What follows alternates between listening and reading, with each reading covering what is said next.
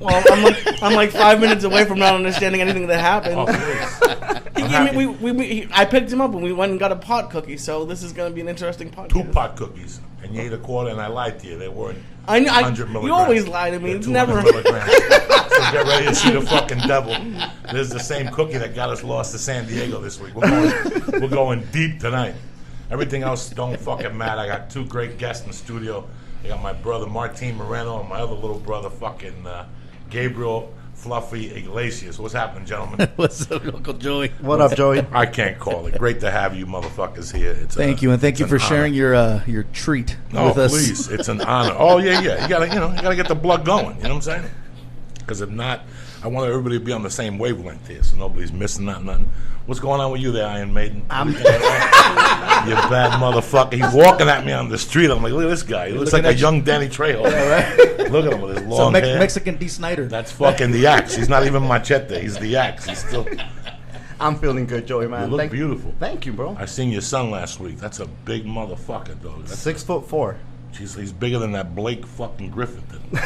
He's a Mexican 6'4", pretty motherfucker. He's a pretty motherfucker. God bless him and God bless you. Thank you did you, a bro. good job with him. Thank He's you, always man. very nice and very sweet. And what's up with you fucking savage of love? Because that's exactly what you are. You're just a fucking savage. That's it. Like, that's it. It's over. You got, you are.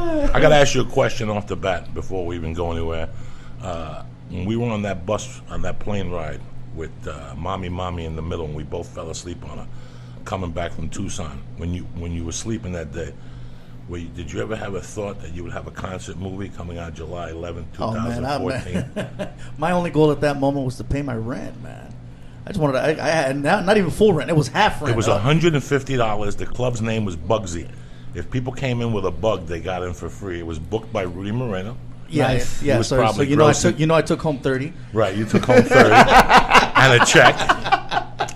I mean, did you ever think of what's happening right now in your world? Did you ever imagine this growing up? Did you ever imagine this on that plane ride when you were coming back from Bugsy's that day? I mean, the fact that I was just doing stand-up was the dream. It wasn't even thinking, oh, will it ever get to the point where it's a concert? I mean, I was just happy to be on the road. I was happy to be performing with other comedians, and that was it for me. I didn't think it got better than that. I mean, when a couple of weeks ago, I think I saw the trailer to the concert, and I just, I watched it, and I watched. It's like when you're there. I was right there. I saw that was just that was the Bicycle Club 15 years ago. Wow! I still owe Javier Sanchez $200. It's just people. When you first start doing stand up, you see somebody on HBO. Mm-hmm. You see somebody on HBO. And that's how you get turned on to. At least I did. At least we did. All the older generation. You saw somebody on HBO, and you thought that he just walked off the street, walked into the club, and got on stage, like that, and did an hour. And that's what you thought. And you're like, I could do that, or I can't do that, or whatever the fuck. People don't know what goes on, what happens, how it starts, how one morning you wake up and you go, I'm funny in that motherfucker. Then you tell your friends, and you tell a couple friends, and they say, fuck you, and they bet you $20 that you're not going to go to the Laugh Factory on Latino night and get on stage. And you get on stage, and next thing you know, you're in the back of the car, with other guys farting, and you sit in the back seat, you're running for sodas. Next thing you know, you're in the front seat. Next thing you know, you're driving the fucking car, and now you're a headliner. People don't know the journey, and I want people to know your fucking journey. It's been 17 years in the making. I started doing stand-up comedy April 10th, 1997. So July, I think I want to say that is probably the first time I met you. Yes, because I moved here January 29th of 97. And I just remember going to Bugsy's with you, whatever, and then... Remember Big Alex? Fuck, with the 3 necks? Yeah. You never saw nobody that big. That dude was massive. It was amazing. His head... Remember, he used to take us to eat? He'd pick us up in the truck take and us to eat. And then he'd drop you off at this hotel. The Cliff Manor Inn. Oh, and they on redid Oracle. It on Oracle, and it's redone now. It's not a crack hotel no more. Oh, no. No, it's like a New York hotel, stand-up showers. And you know what? When you don't know anything else, that was like the greatest hotel ever for me. I didn't give a fuck. Me? It was the best. The towels were clean. They had a radio and a TV, and I just thought that all hotels had to have the TVs bolted. I didn't know any better. I'm like, oh well, at least I have a TV. That is crazy. And then I didn't across think the street, that it got better than that. They had the little Mexican place across the street. The restaurant. And I think I went down there with you, mommy, and one time with Darren Carter. He wouldn't fucking shut the fuck up. Because I love Darren Carter. He's my brother. But Jesus Christ, too cold on the plane. Do you feel a draft? Darren, I don't give a fuck. We're on a plane. Who gives a fuck? What would you rather do? Be in a car? I feel a little draft. My neck. I have a long set tonight. But it's just imagine. And then I was thinking about the bicycle club. Like we go down there on a Thursday night. It was in a bar. The little corner. Little corner inside the bar where I guess they played music. I had made it my room. I told the guy that was running it, Javier Sanchez. He says, "Hey, if you could bring in at least 10 people, I'll give you, give you some tickets. You can, pass them out, and I'll give you, $100, and you pay whatever comics." And for the most time, we were just losing money. But he was happy. It was a show we would do every Thursday night, and that was the first gig I ever started promoting on a regular basis. $35 it paid. Probably. Yeah, like a check for $35. You had to go back the next day. Yeah. And you didn't know, like, I gotta get a gram at 8:00. So I would drive on the 710 at like 4:30, not knowing, into fucking traffic. It was just amazing. I still remember doing spots at Laugh Factory. You like building the Laugh Factory For like $20 or $25 or something like Not that. even. Well, no. 12, Jamie would pay you those random weird $12 Yeah, checks. $12 $12 and shit. And you sit here and you look at this. Like I've been in LA for 17 years, dog. No lie. When I came to LA, I thought this was just going to be a fluke.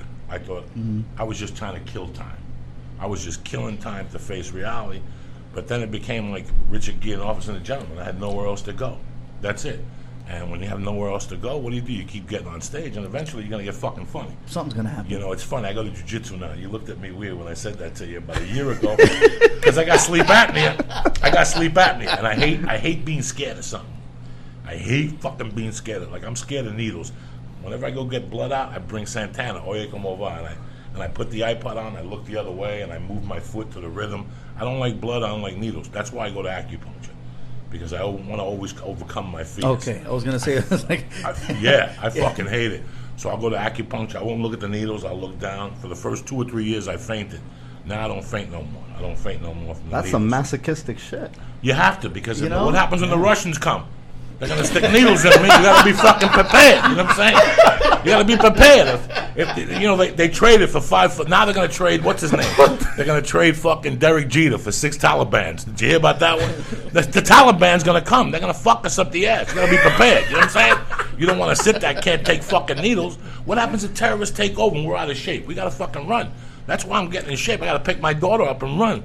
So I'm scared. Whenever I get on my back, I can't breathe. So I was talking to a friend of mine. He goes, "Why don't you go to jiu-jitsu?" I go, "God damn, I gotta smell men's feet, men's asses and shit." And I tell you, I went and I fell in love with it, man. How long you been doing jiu-jitsu? 13 months. This is my 13th month. Wow. And I just started not getting scared because I couldn't breathe. So every time I go and do a couple hip escapes, bro, I had to get up, take my gi off, take the belt off. You're fucking breathing. You see scars. You see stars. So I just wanted to overcome my fears. That's why I fucking started going to jiu-jitsu, just so I could breathe on my back. That's the reason why. Wow. What are we talking about? I don't know. This cookie already hit me. This cookie kicked in. I'm just mesmerized by your voice. You have a very hypnotizing voice. Yes, I do. I don't fuck around, though. I don't fuck around. You should read nursery little stories. Oh, that's so hysterical. It's hysterical because I look at every morning when my daughter gets up, if I'm home, she runs to the room, the office, and I pick her up and I got to do whatever I'm doing. I got to stop and put on ABC, A is for apple. And when I was saying A is for assholes, I'm saying all that shit in my head. But you don't say it out loud. No, I don't tell her because she's 17 months. She's picking that shit up. Absorbing everything. One morning she's gonna look at me and go, "What the fuck?" And my wife is gonna die. I told my wife the other day, "We gotta stop cursing in front of her." She's like, "Me, you, not me." I don't curse that much in front of her, but it's hysterical when I read her things. Mm-hmm. I always like when she's the other day we were at the park and some kid hit a thing. And the thing hit her in the chest, and she looked at the kid really mean, and she started crying. The kid was older, and I looked at that little motherfucker in the back of my head. I'm like, "You little fucking black cocksucker!" And I already seen myself throwing the ball at him and hitting him in the head, and the ball bouncing off his head. I had one of those rubber balls in my hand. I had to control myself. I'm like, "I'll fucking kill you, little fuck! You hit my daughter again." Because at first it's hard. You don't know. You don't know. A couple of weeks ago, I was at this other park, and some little fucking kid was spinning. And I'll say shit as I'm with them. Like, I won't say it out loud. You know, like the kid cut my daughter off and he slipped and fell. And I heard him, I'm like, that's what you get, you little cocksucker, for cutting my daughter off. I didn't say it out loud, but I still said it. You internalized it. Yeah, you internalized it. That's what you get, you little fuck. Next time I'm going to kick you in the fucking neck. You cut my daughter up, but you can't kick a kid in the neck. But trust me, I got to get used to this shit. This is going to be an uphill battle for me. Raising a little daughter is going to be a motherfucker. Anything, you know. Yeah. I went to a friend's house that has a child that's a hitter. And there was a couple times where I almost reached across. And I had to catch myself. Like, I had to catch myself because he hit his sister. The sister was on the floor, and he came up and smacked her in the head. She's a baby. This motherfucker just came up and hit her. My original reaction was just to smack. I had to catch myself. And after like 10 minutes, I go, honey, we got to leave. I got in the car. I was like, what's the matter? I was stressed out sitting there because I wanted to kick that fucking kid. Because the father wouldn't beat the fuck out of him. That kid needed a fucking beating. But anyway, that's none of my business. You know what I'm saying? I'm not the fucking parent. It's okay, Joey. Yeah, I get freaking pissed off. You got it, you know. It's hysterical. But I don't even know what the fuck we're talking about. We're talking about mine. Your baby. Your baby. Baby. That's it. Yeah, just warm thoughts. Yeah, beautiful, warm thoughts. Me smacking a fucking kid at the park. Little cocksuckers. But I can't wait till she gets to that age because, you know, she's a daughter. You got to push her a little bit. Yeah, of course. As a daughter, you want to, you know, I don't want my daughter to take no shit. I want her to. You want her to be tough. Yeah, you want her to be a bad bitch. Yeah, I want her to be. Yeah, you don't want her to be a bitch, but a bad bitch. I want her to be a lady, but I want her to know that there comes a time where you have to take off your shoes and go, what, motherfucker? Yeah. You know, look, here's the thing. Not exactly. What, motherfucker? I hate when people raise their kids. Well, I mean, I shouldn't talk about how anybody should raise their kids, but you tell all these little girls that there's a prince coming, and you read them all these stories about the freaking fairy tales, and there's a prince that's going to come to rescue you, and there's no fucking prince coming. There's no prince. Me, you, and Gabe, that's who's coming, bro. That's who's out there. I know the fuckers Be that careful. are out there. And the prince, I've met a prince or two. Those guys are assholes. This fucking guy, you hang out with princes and shit, huh? You go to Abu Dhabi and go over eating hummus, fucking with them and shit. They throw tortilla chips. Let's listen to Mexican music. You bad motherfucker, world traveler and shit. So where are you from originally? I was born in San Diego, Chula Vista. Grew up in Long Beach. Okay. That's where I've lived ever since. I And mean, you're I moved to from Long Beach also? Burbank. No. I was born in Harbor City and raised in Wilmington, real close to Long Beach. Okay, I know where Wilmington is. That's the home of Gilbert Escobar. Yeah, there you go. VFW. The VFW, the best tacos Wow. in Los Angeles. Yeah. 50 How many of those VFW shows did you do with Gilbert or even with Rudy? 20 of them. The VFW. And the only reason why I did them was because of the 50-cent tacos. Right across I the ain't gonna street. lie to you. Flores Meats. Coño, man. Those are fucking delicious. I remember I brought a black drug dealer with me one time. That's how I roll. He travels with his manager. I used to travel with a drug dealer, just in case. You know what I'm saying? Remember the black drug dealer, the big yoke guy, the football player? I took him down with me one time. This guy was fuck. I would take him down there even when he was more fucked up because then I could front and he would forget. You know what I'm saying? Like, give me another gram. I'll give it to you tomorrow. What happened last night? I don't know. What did I do with all my coke? I have no idea. You were hanging out with white chicks. You were giving them blow. Meanwhile, I'm taking the blow. He would pass it. Like, I go to his house. Dante, give me a gram. Man, I'm too fucked up. Come on, let's take a ride. I get him in the car with me, and I smoothen him up. On the way down, I'd clip a fucking gram from him. And then we get to Long Beach because he loved those tacos. Yeah. And That's Wilmington. Wilmington. And he'd eat fucking 20 of those tacos. He loved them. And then he'd come back, bro, what happened to all my blow? I have no idea. My God. Now, did Gilbert make you work clean when you worked the VFW? They always try. They always ask. Dude, you know what? I love it because you always told them to kiss your ass. Oh, they always try. He always tries. He always goes, Joey, you got to work a little clean. I mean, he won't invite me to his church fucking services. He puts on one of his pink suits and he goes to the church. One time, dog, I swear to God, I did a Navy base in El Paso, an Army base in El Paso for Ernie G. Oh, Fort Bliss. Ernie G booked it, and I went with Gilbert. And on the plane, this is one of the funniest stories. I get to the airport, LAX, and Gilbert's already got the orange suit. That he's going to wear for the show. The one he's going to wear for the show. It's on him. Wow. Dog, do you know that motherfucker had no luggage? He traveled like Oscar Madison. He had socks and a toothbrush. We got to El Paso, and he went right to the gig. I went back and showered. He had his suit on. We did the gig. We were leaving the next day. When I went to knock on his door, he slept with the suit on. All he had to do was put his socks on, brush his hair, brush his teeth, and he was on the fucking plane. He was like fucking Blade. What the? Because only Blade would wear that orange fucking suit. You know what I'm saying? If he was Dracula. He was sleeping with them. I love all that old Freaking shit. in and out. Bro, how many fucking stories do we have about crazy comedy? Yeah. All of us, especially the Latino comedy scene. How fortunate we were that we Especially were. thinking how, what level we thought we were at when we were there. Like, oh, it doesn't get better than this. Oh, that's it. That's it. It's the best. Oh yeah, you take a road trip to Visalia. You take and you're on the road. You're on the road, man. Yeah. World tour. Yep. Ooh, we made it to Fresno. Fresno, Ain't no stopping us now, man. Lindsay. Fucking Madeira. what was the best thing about Visalia? Those They had Papi those Chulo tacos. gigs out there in freaking. Indio. No, Yeah. Calexico area. Calexico, yeah. Calexico. Sebastian used to have. Remember all those fucking rooms we used to do? Sebastian had. What's the town next to San Diego? Real dark fences everywhere. It's like a suburb of San Diego. You gotta go beneath San Diego. What the heck? Fucking one night he gave me a gig. Yuma? there. Dark. No. Right in San Diego. It's just right before Mexico. It drops. San San Isidro. Santacito. Something fucking scary as shit. You made it sound like a religious figure. Yeah, right. It's crazy. Like we lost Marilyn. We lost Marilyn. We lost a lot of Freddie. But it's funny. Like even with Martine, one of my favorite Martine stories was when he was booking that fucking room on Wednesday nights, and there was a soldier there, and Martine said something about Bush, and not the band, the president. Oh no, this was at Rick Ramos's room. Rick Ramos's room. Over in bro. Alhambra. And it was like green, like they were trying to turn it into like a Hollywood bar, but they didn't know they were Sapphire. Fucking Sapphire. Yeah, that. But you were hosting. I don't know what the hell I was You were doing, hosting, but some dude. and you got into an argument with him, and he goes, "Listen, I'm gonna bring up a comic, and we'll go outside and take care of this shit." And I think he brought me up, and he went out and fought the motherfucker, and came back with his shirt ripped. The dude.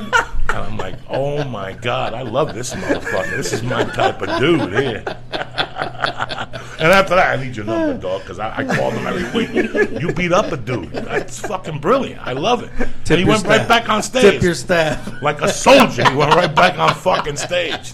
That's when I was still real ghetto, man. And I can't let them do that in Virginia Beach. No. You still go to Virginia Beach a lot? We go everywhere. No, I know you go everywhere. But I mean, like, yeah, definitely all the, the Virginias and the DC area. I mean, we're gonna be there in the next couple weeks. At this point, where haven't you been? I mean, you're selling tickets all over the world. Where Russia. haven't you been? Russia, Mexico, and South Africa. But you've been to regular Africa.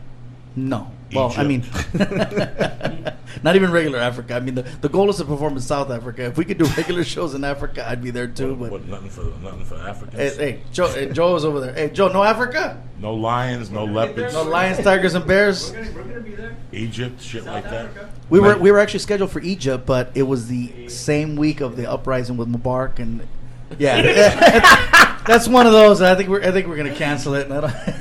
Now, Portugal, Spain, all that. Spain. We've done yes. Spain, yeah. No shit. Road to Spain. How were they?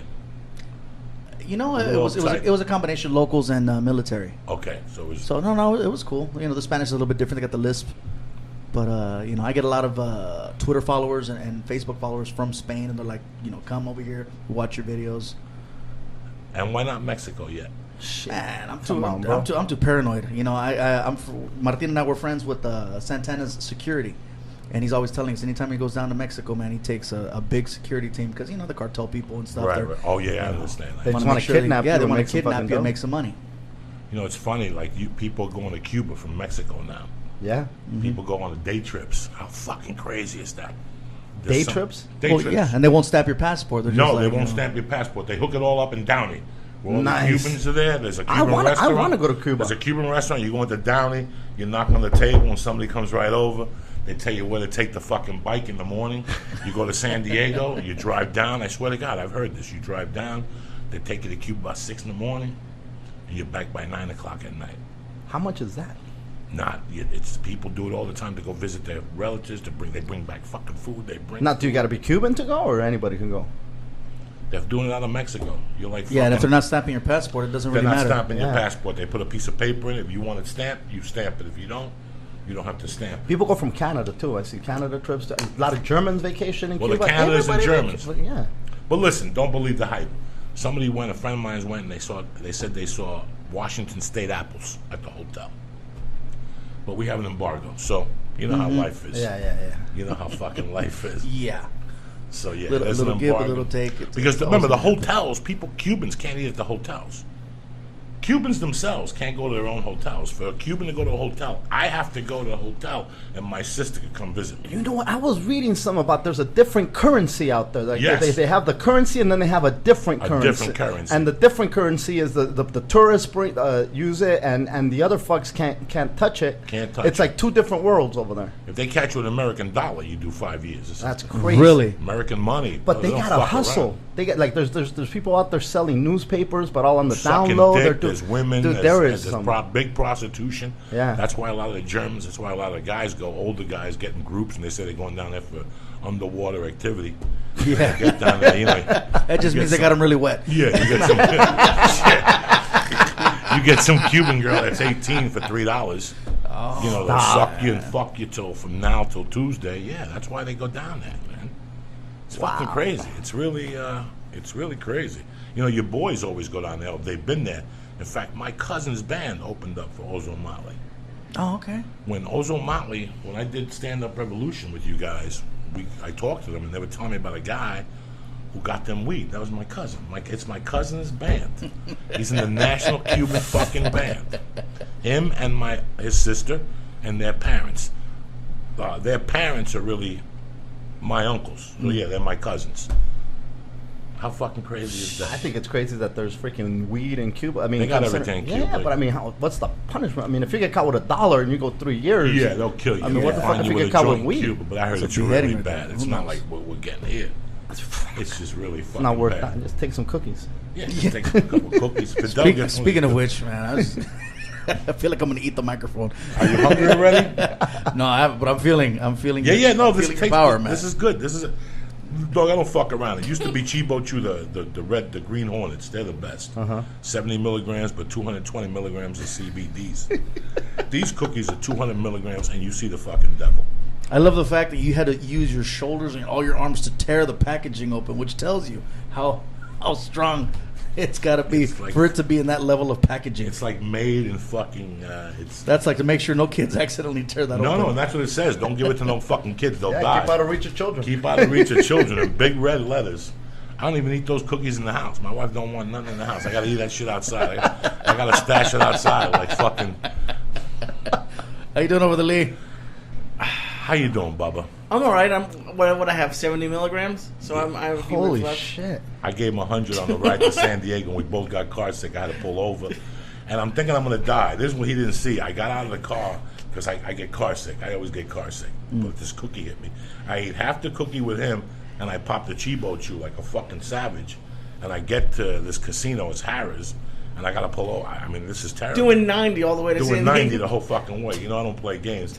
I get out of the car, I look over, and there was a bouquet of flowers where somebody had died there. You know, Oh. so it took my head somewhere else. I Oh, was like, I'm gonna hate that fucking shit. die. And these were dark roads. It was an Indian reservation. I'm dead. I'm fucking dead. I you kept feel the looking at spirits? him. I felt the spirits. I would have used him as a shield.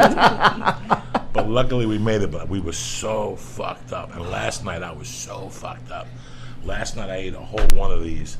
You ate the whole thing. Oh, I kept calling him. I'm going, Lee, come over, eat this cookie. I go, your fucking grandmother suffered in Auschwitz for you to eat this cookie. They fucking suffered just for you to eat this fucking cookie. And he's like, what are you talking about? I'm not gonna go over there. I go, my grandmother swam here from Cuba for me to eat this cookie. Your grandmother survived Auschwitz and came over here for you to eat this cookie. Each time you called, it was a different family member. Like, your grandfather burned, and I was. I was so fucking stoned. And then last night it was the Russians who were going to come and give us edibles. So we were training for that. Now today they're giving us needles. Yeah, Last night they were giving us edibles. Yeah, the edibles. Bro, I was gone. Even my wife kept looking at me. It's time for you to go to bed. Finally, like at 9:30, I go, maybe I should get a cup of coffee and get this party started. And I go, fuck that. I'm tapping out. But Joy, doesn't the fucking weed just tap into parts of your brain that are normally dormant, right? Listen, I'm retarded. I don't know what dormant even means. Because you only use less than 16% of your brain. Right. So they say So that the other weed, part that it opens it is up. just fucking chilling. Oh, it opens So it when you up. start doing drugs or hallucinogens, it opens up those other parts of the brain, and now you're living or existing in different realms and looking at things different, fuck. which makes sense. Well, 2 weeks ago, I ate one of these by myself, and I kept thinking this is the cookie that Remember the week Casey Kasem was missing? Nice. Dog, I kept sitting there. Maybe this is the cookie Casey Kasem ate, right? And I'm going, this is what he ate. I'm saying this to myself in the living room, watching Wally Kazan with my daughter. I'm like, dog, this is the cookie Casey Kasem ate. This, and all of a sudden they came with a thing. There's traffic on the 405. The president of Israel's in town. I'm like, oh shit, that motherfucker knows where these cookies are. I kept saying that to myself, like he knows where Casey Kasem is, and he knows where to get the fucking pot cookies. But it don't work out. I love it. I love giggling. You know, you love giggling. You love giggling.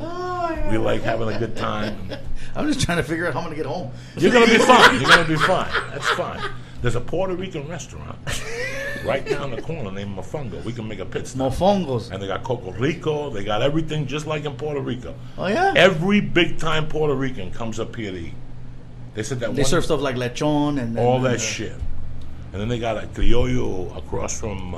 That's where I went with my wife on Sunday. A criollo, cubano criollo over on Burbank across from Costco. Not bad. You get the pork chunks with the black beans and rice, solid. That sounds great. Everything else, I don't vouch I'm for. hungry right now. Lee had the chicken. The chicken was good. Lee's had the garlic chicken, the Cuban garlic chicken. That shit's always good. Before we get off here, I gotta talk to you about something. How strong is Chan's Dragon Inn? Oh, come on. You know, I grew up in that motherfucker, right? Since I was shit. 15, I've been going to get those steak on a egg stick. rolls, those egg rolls the size of baby arms. Those are the best fucking egg rolls in the world. You dip it in the mustard, and your nose hairs sift out and shit like that. That's good stuff. The food is good, and that bar looks like some shit went down. Let me tell you Deals, things have happened at that bar. Hits Yeah. have been made at that bar. Yeah. Listen to me. We used to go there. You know, in high school you have driver ed. Okay, we have driver ed. So the teacher's name was George McGrath. He smoked Camel with no filters, and he had a mustache, and it was orange from smoking Camels. His fingers were orange, and his teeth were orange. So we used to call him Camel Breath. Right to his face, Camel Breath. Come on. So we take over the car. You had to sign up. So you had to sign in for when you wanted driver ed. There was no driver ed with us. He did blow. We had this guy.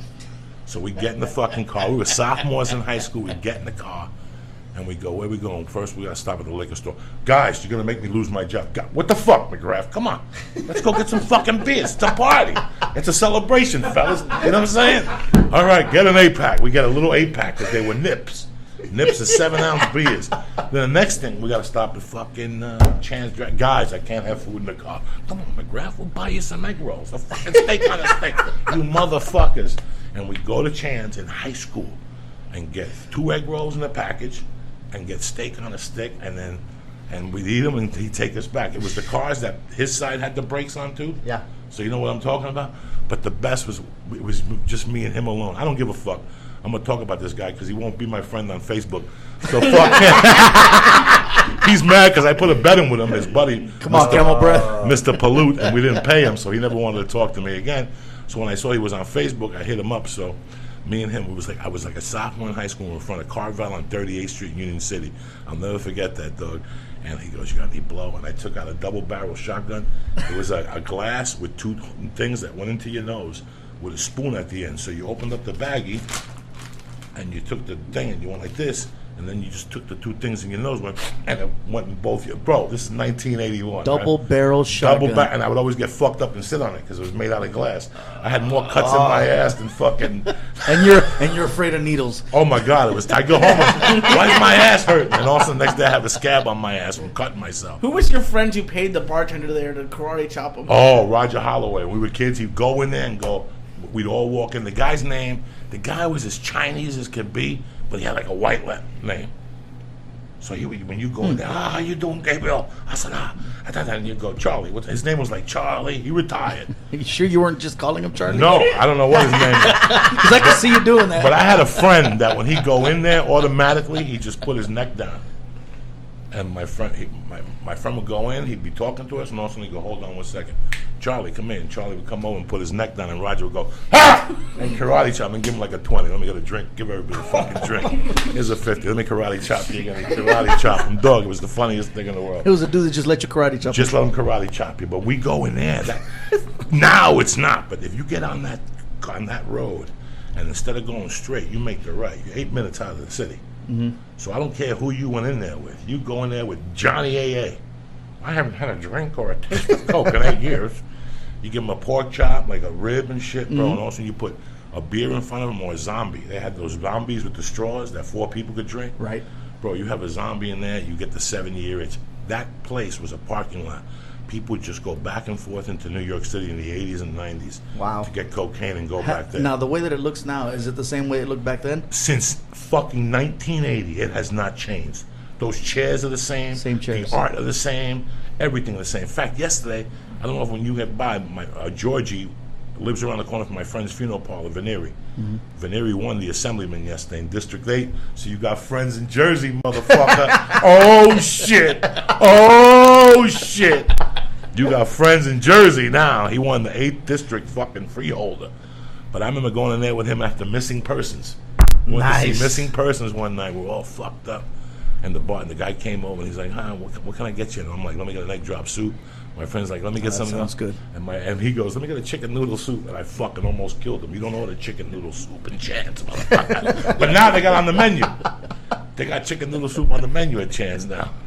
But man, those egg rolls, that's what you go for. The egg Those roll, egg rolls. the pork fried rice is delicious.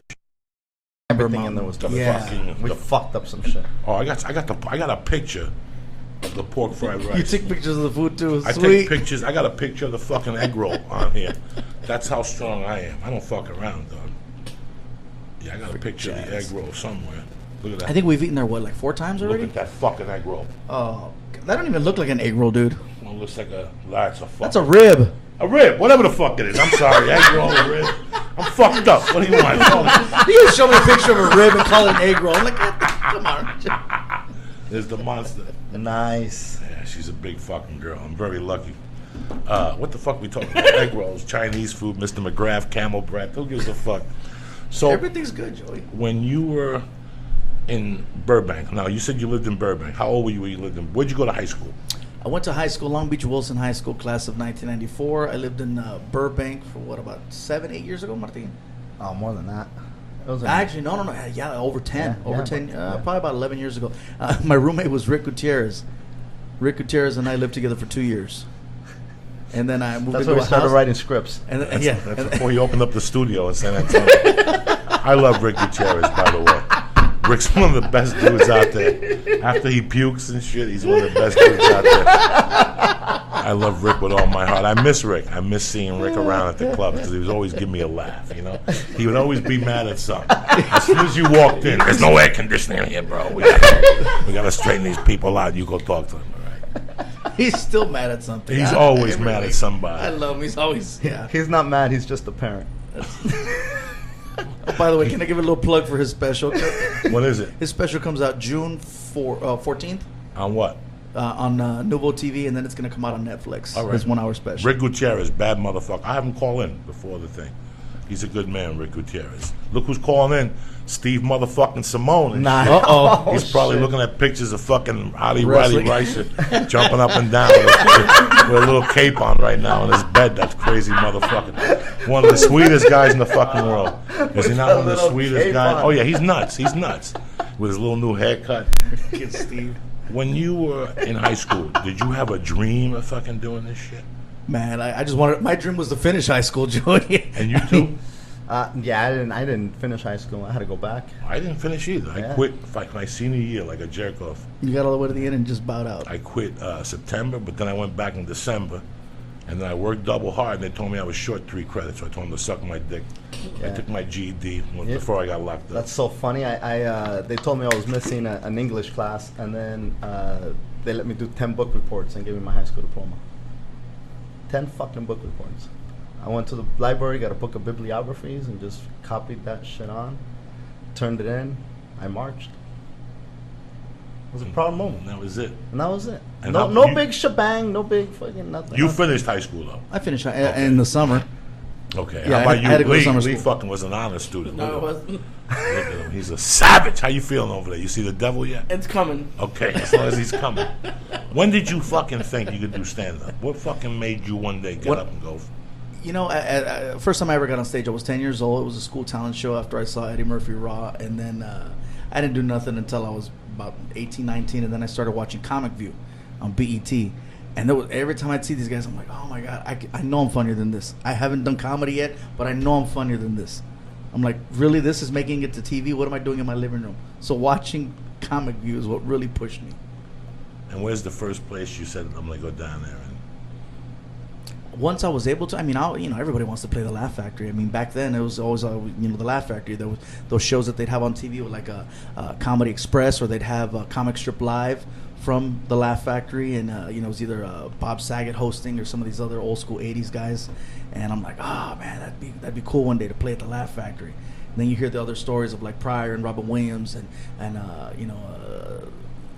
Dave, I can't even think of his name. Yeah, all playing over at the Comedy Store. And so then it was like, oh, I want to play the Comedy Store. And then, when people started talking about working clubs across the country, the Improv's the one that covers the country. There's only one Laugh Factory, one Comedy Store, but the Improv's that's the Starbucks of the comedy clubs, and that's where you want to be. That's where you're going to get paid and make money. The other ones, you're just going to go grind it.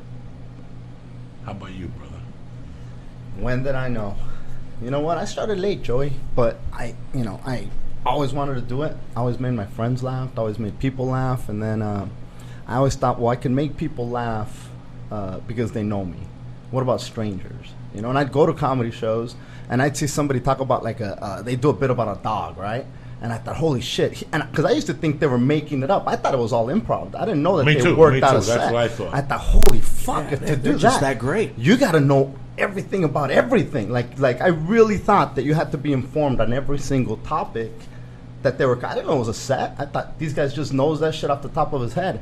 I was taking a speech class probably in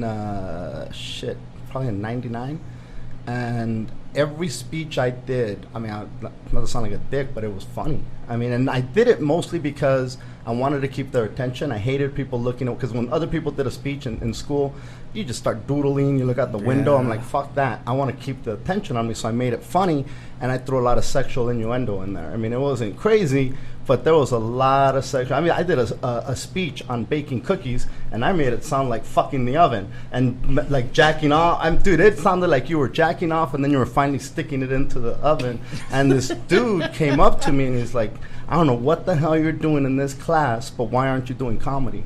And I said, dude, I make you laugh because you know me. He goes, no. I go to comedy clubs regularly.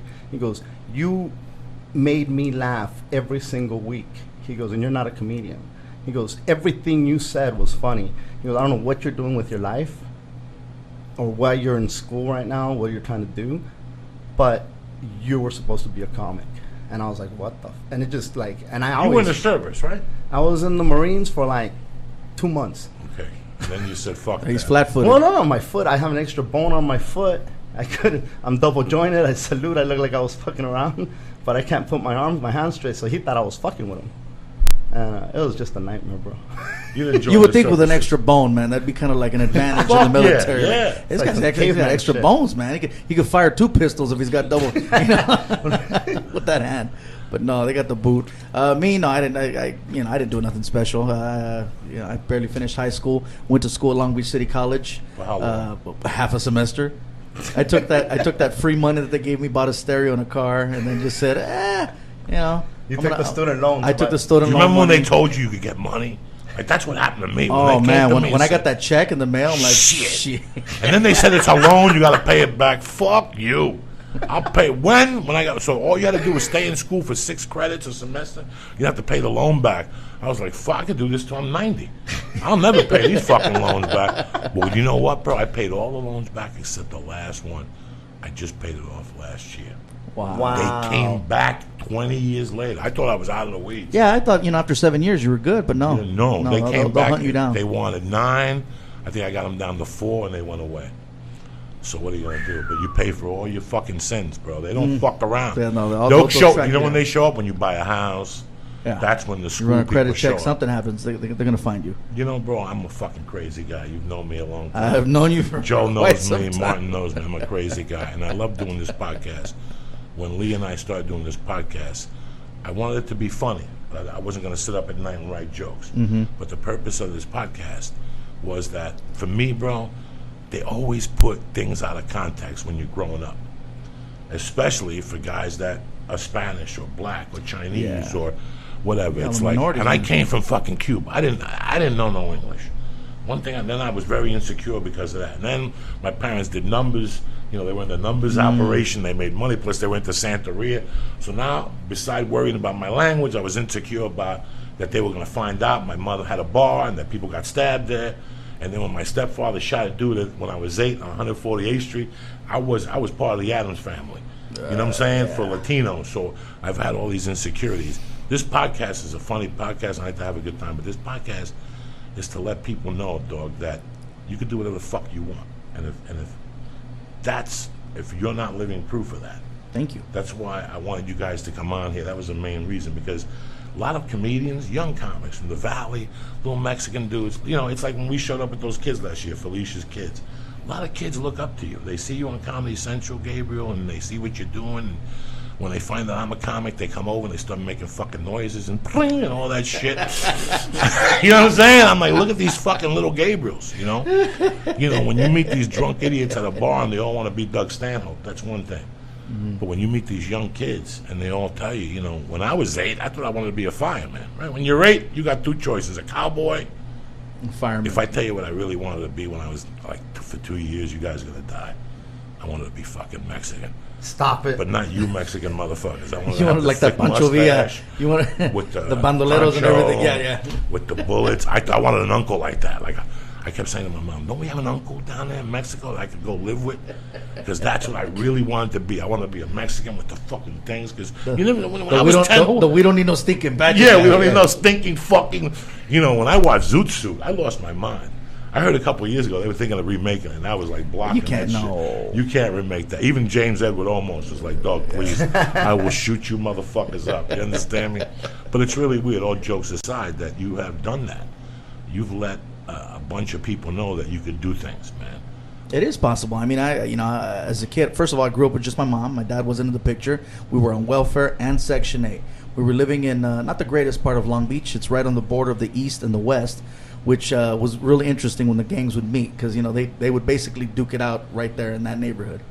You know, it's always east side, west side, and then, you know, that was it right there on that line on Henderson in the city of Long Beach. And my mom and I, we lived there for about 14 years, and then finally we got approved for Section 8, and we were able to get a better house. Well, better place to live, not a house. And your father recently showed up. My father recently showed up. He showed up like Rene Garcia, one of those gigs. I didn't know they did comedy here. You know what I'm saying? There's a couple comics. Oh, you mean Sandoval, right?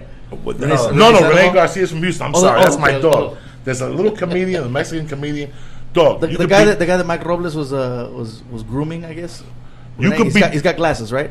Yeah, you could be doing a show in Alaska, and he'll come in and look around. He always comes in. Bro, I didn't know you were here. You know what I'm saying? Like, I didn't know you were here.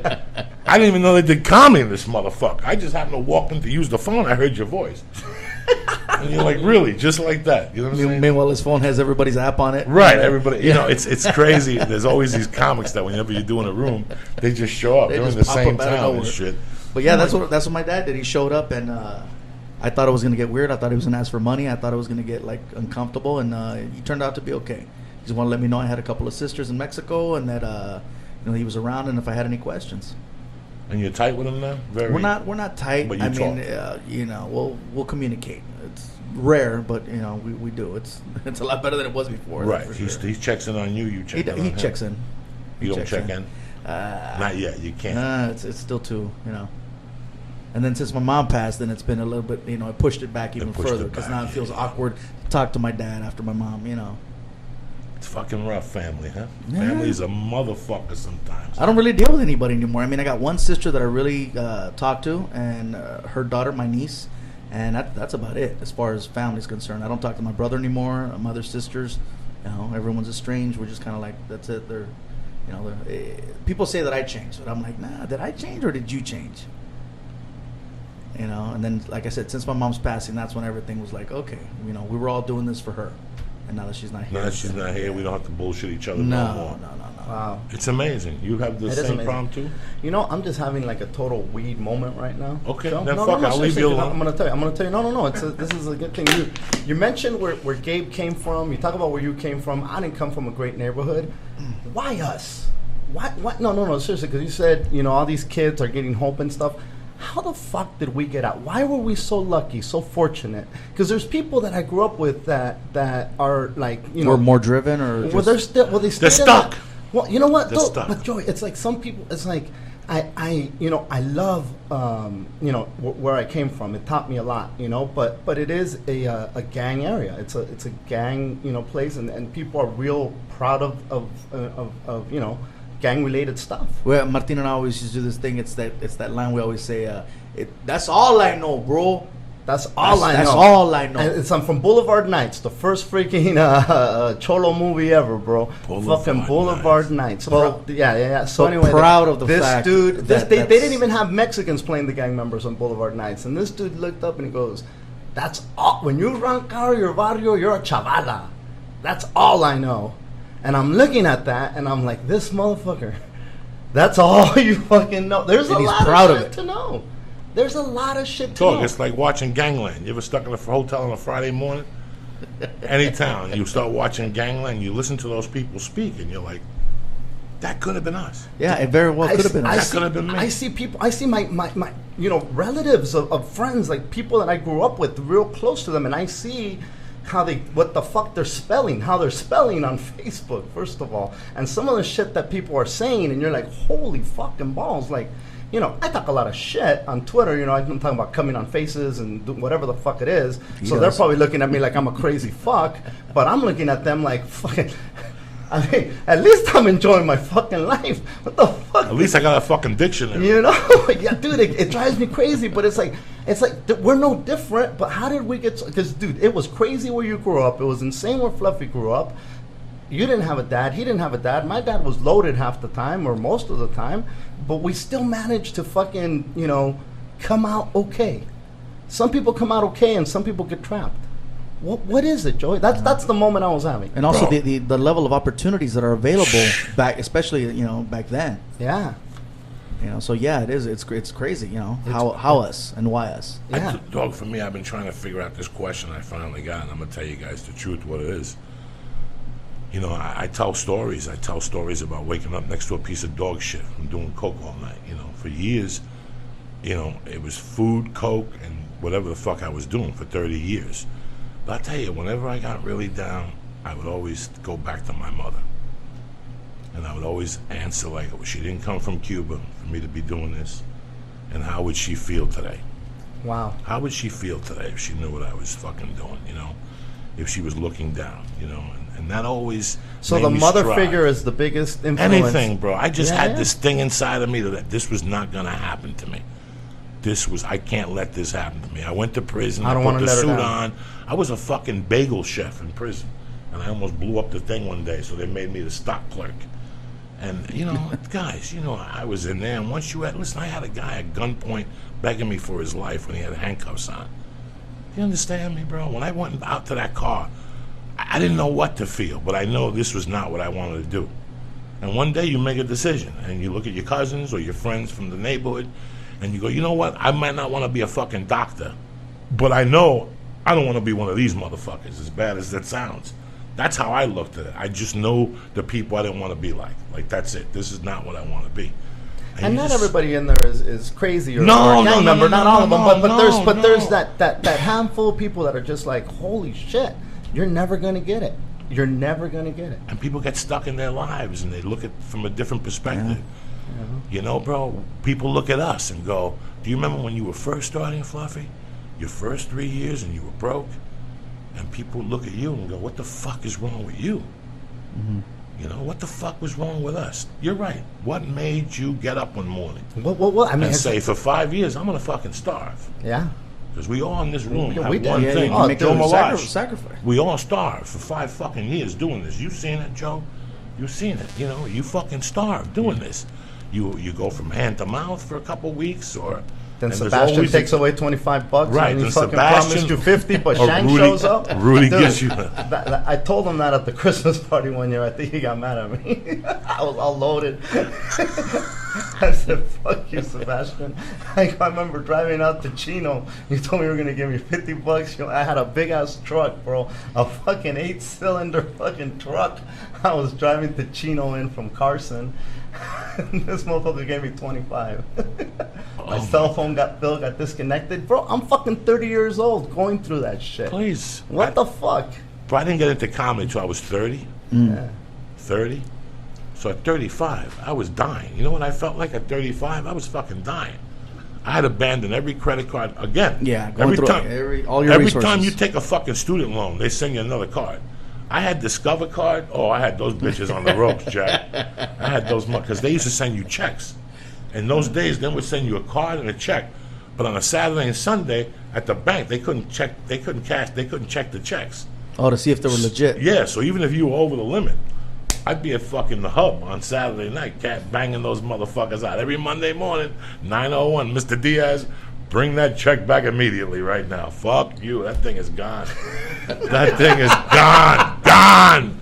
Don't call back here. And next Monday they call again. Did you cash it? They gave me like 4 of those. I held on to one. I figured out as a comic how to get cash advances off American Express. I would have to borrow $5 from you to get gas and go to a casino in Colorado. And then the guy would call in, because casinos always get you bump, cash, whatever. If you need money, watch a casino go to work, motherfucker. Yeah. If you got $30 on there, they'll get $27.50 for you. Those casino bitches, they don't fuck around, Jack. So it's very, I always think about it every day, how fortunate. And I know that you didn't come from no fucking wealthy family. Nobody pushed you. I know you didn't. I know Lee didn't. I know my parents had money when I was growing up. When my mother died, I got the plug pulled out. And that's almost the same thing. It's even worse. Having it, going from having your own room, with your own TV, your own cable box, your own air conditioner, your own carpet. My mother would bring up the food to me like a prince, you know what I'm saying? To share in a room with 2 dudes farting, scratching their nuts, no air conditioner, a fucking dog, It was, when my mother died, I sat there and I was waiting for the fucking who would offer me their house, so. But it's just imagine, fluff. Because statistically, we're not supposed to be here. No. This is just No. Hell no. Not even close. Broken homes, living in bad areas, on welfare, just barely getting by. I mean, and I was freaking doing drugs when I was a kid. I was 13 the first time I got stoned. Which, I think that might have helped. No, it helps because it opens up some... It opens up that fucking part of the brain that's usually sleeping. And you start scamming. You start figuring out, how can I smoke more what pot? kind Did you smoke pot when you were young, Gabriel? I did. Did you like it? You know what? For the time, it worked out for me. It did, because I was stressed out a lot, and I mean, I had no responsibilities. I didn't have a family to worry about. I didn't have a son. I didn't have pets. It was nothing. It was just me. And I wasn't drinking, so that was my release. You're not a drinker. Now you are. Yeah, but I don't smoke. No more. It's over. No mas. I gotta save the throat. No, that's the mama. That's the moneymaker. That's the envelope. That's the envelope. And now you got this movie coming out, which is the plateau, and this was taped. We did this earlier this year. February Where 28th. At the SAP Arena, across the street from the Improv, Caddy Corner, San Jose. No San Jose. shit. Yeah, where the Sharks play.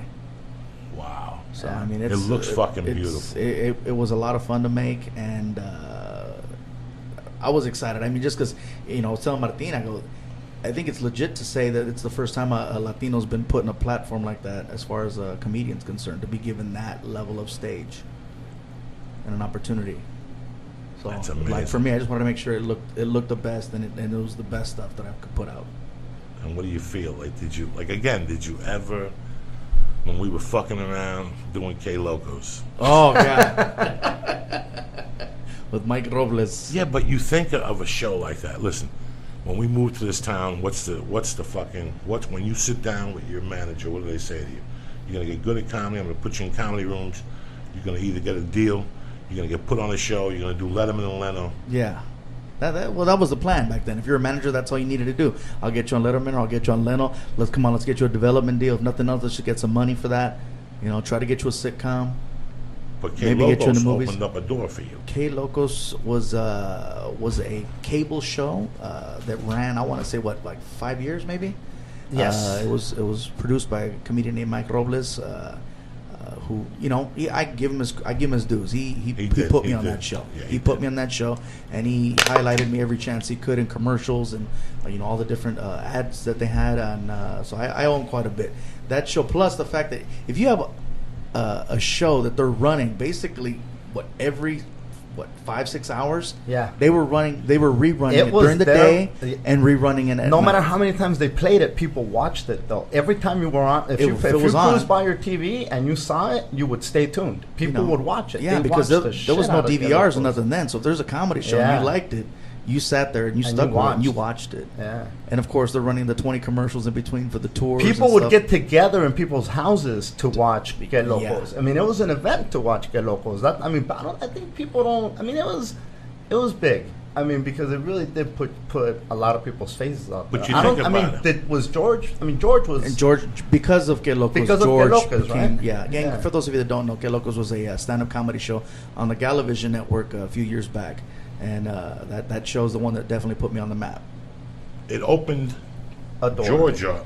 Yeah. But it also, you were the fucking real star of that show. Thinking back how it went down, how the commercials ran, how the marketing ran, and they kept running you. It was something that I remember just hearing fucking Gabriel Gay, and I go, wow, it's amazing. Because everybody thinks the Tonight Show. You gotta do the fucking Tonight Show. And I did the Tonight Show about 7 times. Before that? No, after. No. Well, that's what I'm saying. Yeah, it was nothing. That was the first thing. That was the first thing that really. And think about it. It got you when you did the Tonight Show. It was easy. What I think was amazing is that it was on a Spanish-speaking station. Yeah. But it was in English, and so everybody it was something cool that people could tune into. But it was weird because I would typically never watch that station. Unless that show was on. Yeah, but I knew that it was on that station. So regardless of how remote, because a lot of people will think, oh, well, that station doesn't get enough attention. No, if it's a good product, people will fucking go to it. Is Galavision still on? I don't know. That's a good question. I don't even know if it is. Because I know they got it's obviously Telemundo, Univision. They got the Mundos Network. They got, what's the new one? Nuvo. Nuvo's the new one. Yeah. Nuvo is the new CTV. CTV it turned into Nuvo. Nuvo. Yeah. Without the Man of Steel. Without the Man of Steel. Lee, what's going on, you bad motherfucker over there? It's part of Univision, I guess. Is it part of Univision? Lee, his fiance is a Mexican woman. Yeah. Beautiful Mexican girl, goes to USC Law School, so he's living the dream right now. He's eating enchiladas on Sundays. When I met Lee, he was a smooth 120 pounds. Look at him now. That's what happens. When he got to call, you got to hear his voice when he's calling me to tell me how she gave him a care package. Because a Mexican mom will hook your ass up. You know what I'm saying? And they give him a little extra more because he's the white kid, so they give him It's just crazy listening to you guys talk because she is in Inglewood. It's like where they film Training Day, and just that's where she lives. Yeah, and I go down there every week, and like apparently they recognize me now because I kind of stand out a little bit in Inglewood, and it's just crazy because we're trying to get her to move out now. And the mom's a little bit weary because like the mom's like 60 years old and everyone knows her there and she can walk to the stores. It's her home. Yeah, Lee, but it's like home. It's weird like coming from where I came from. Like you think, oh, you want to get out of there, but like at a certain point maybe you don't. Like I'm kind of worried about them moving up here because like maybe she doesn't want to move out of there. Like it's like they found a guy rotting in a car at the El Super parking lot last week, and that's the supermarket they go to. Wow, it's crazy. And the guy was rotting in the car. He'd been in there that long. They said he could have been up in there for up to a month. Nobody noticed the fucking car. No, they didn't notice until it started stinking. When did this happen? Last week. See, now that's news.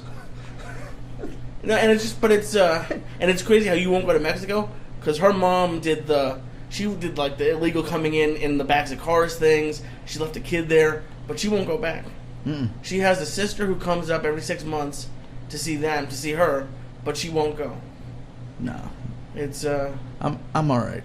Yeah, it's just crazy thinking about that. And then I went a lot as a kid. I'm fucking scared now. Now you're scaring me. That was my dream for years. I always thought I could find refuge. Well, if you want to go to like in the middle of fucking Mexico, what is it, Cancun? You're okay. But they sell coke on the beach now. It's one of those places where you go. They're selling coke on the beach. beach now, bro. But they do that in Puerto Rico. They do? I mean, Did you see that? I know it's funny you said that because the That, other that day. explains Martin on a jet ski. Yeah. I don't cover that shit The no other more, day man. they said they got 14 tons of coke going into Puerto Rico. And I said, I wonder who the fuck is snowing all that coke in Puerto Rico. You just told me there's some people on the beach. So it's tremendous. I always wanted to go to the beach. I never went to the Puerto beach. Rico's actually, beautiful. yeah, Oh, I Puerto know. Rico's I beautiful. fucking grew up there. You know what? Puerto Rico has I used that to go every area fucking summer. that every town should have. It's an area where nobody fucks with you. Like, you go down there, and that's where they have the drugs, per se. And so if you want to get them, you go down there, and you go in there at your own fucking risk. That's what... But if every It's funny town you sound had Puerto that- Rican the way you said No, that. no, but if every you town- want to get them, you go down there. But if every town had that, a place where they just turn away, they don't know that it's happening.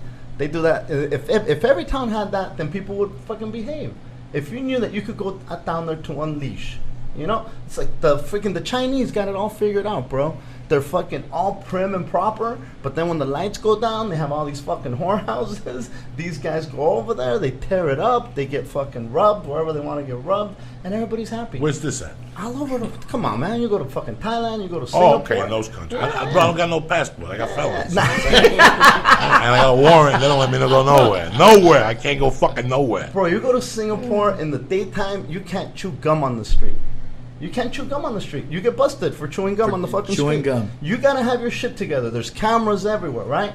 But there's an area in town where you can go and do whatever the fuck you want, and nobody's gonna fuck It's called with you. Englewood. You know? Yeah. That's what it's called. You go down there, you can die in a car in a restaurant. No one will fucking know. around. Nobody will fucking Yo, know. cook in your own car.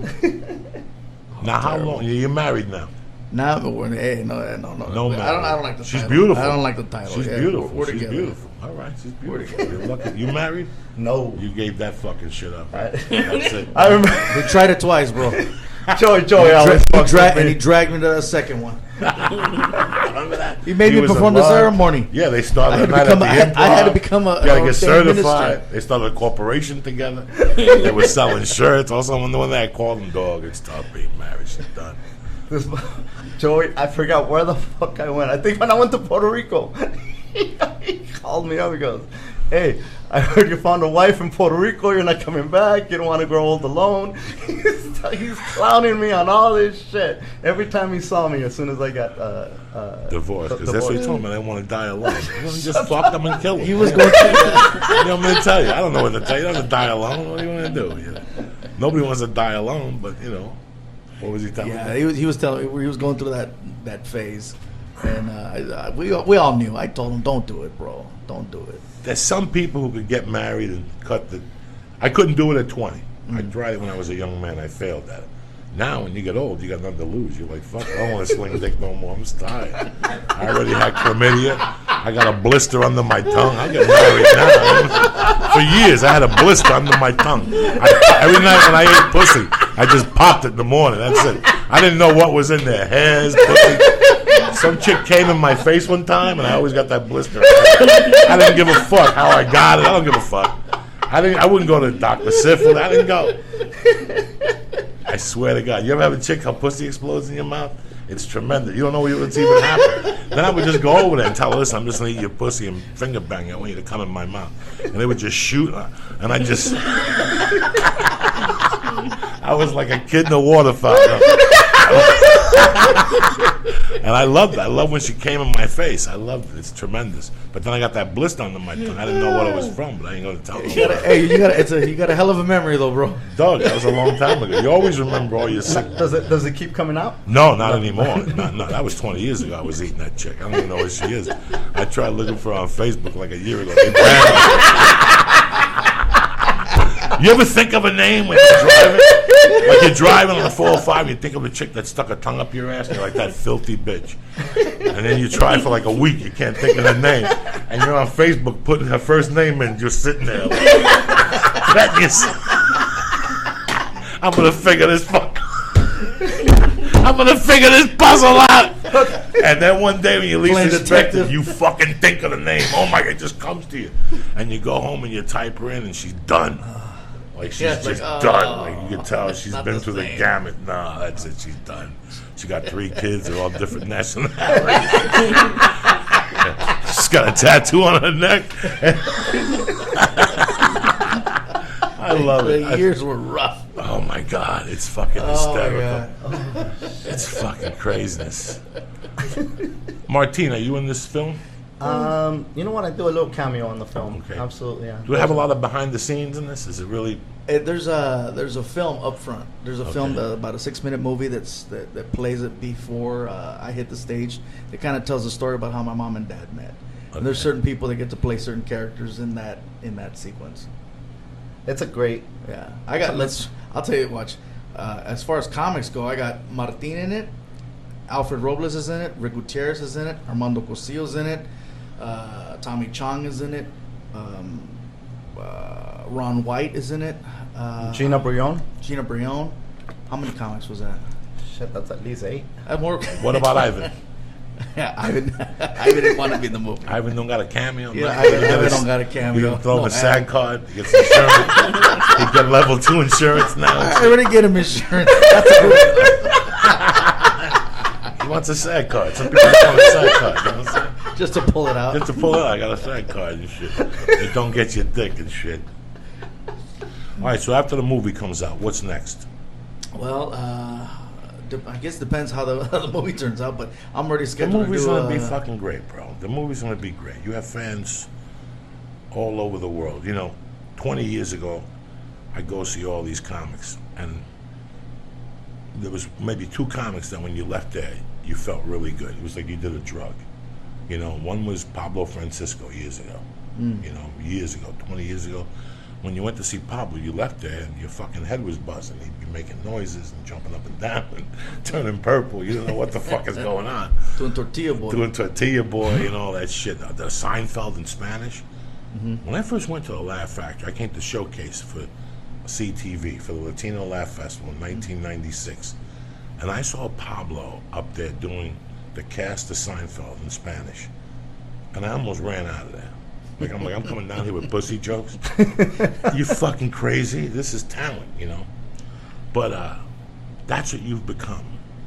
When people go see you, bro, Fluff, they leave there and it's like they know you, like they hug you. You're the guy they want to feed.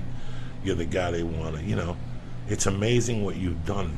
And yes, you've reached the highest for Latino comics. It's a fucking, it's, you know. Joey, how do you know what's crazy is that leaving the show, I'm out there when the people are leaving. It's like they're leaving Disneyland. Yeah, I'm They telling really you, I feel like see they it. went. It's not. I mean, you think It you was go a to a good comedy experience, show. man. It's you think you just left Disneyland, and it's and it's funny because it's like you mentioned Latino comic, but holy shit! I mean, as far as a comic period, just it's huge. It's fucking big. It's big props, bro. Thank you. Like I said, Seriously. when I see different kids, I got to go to all these kid things now.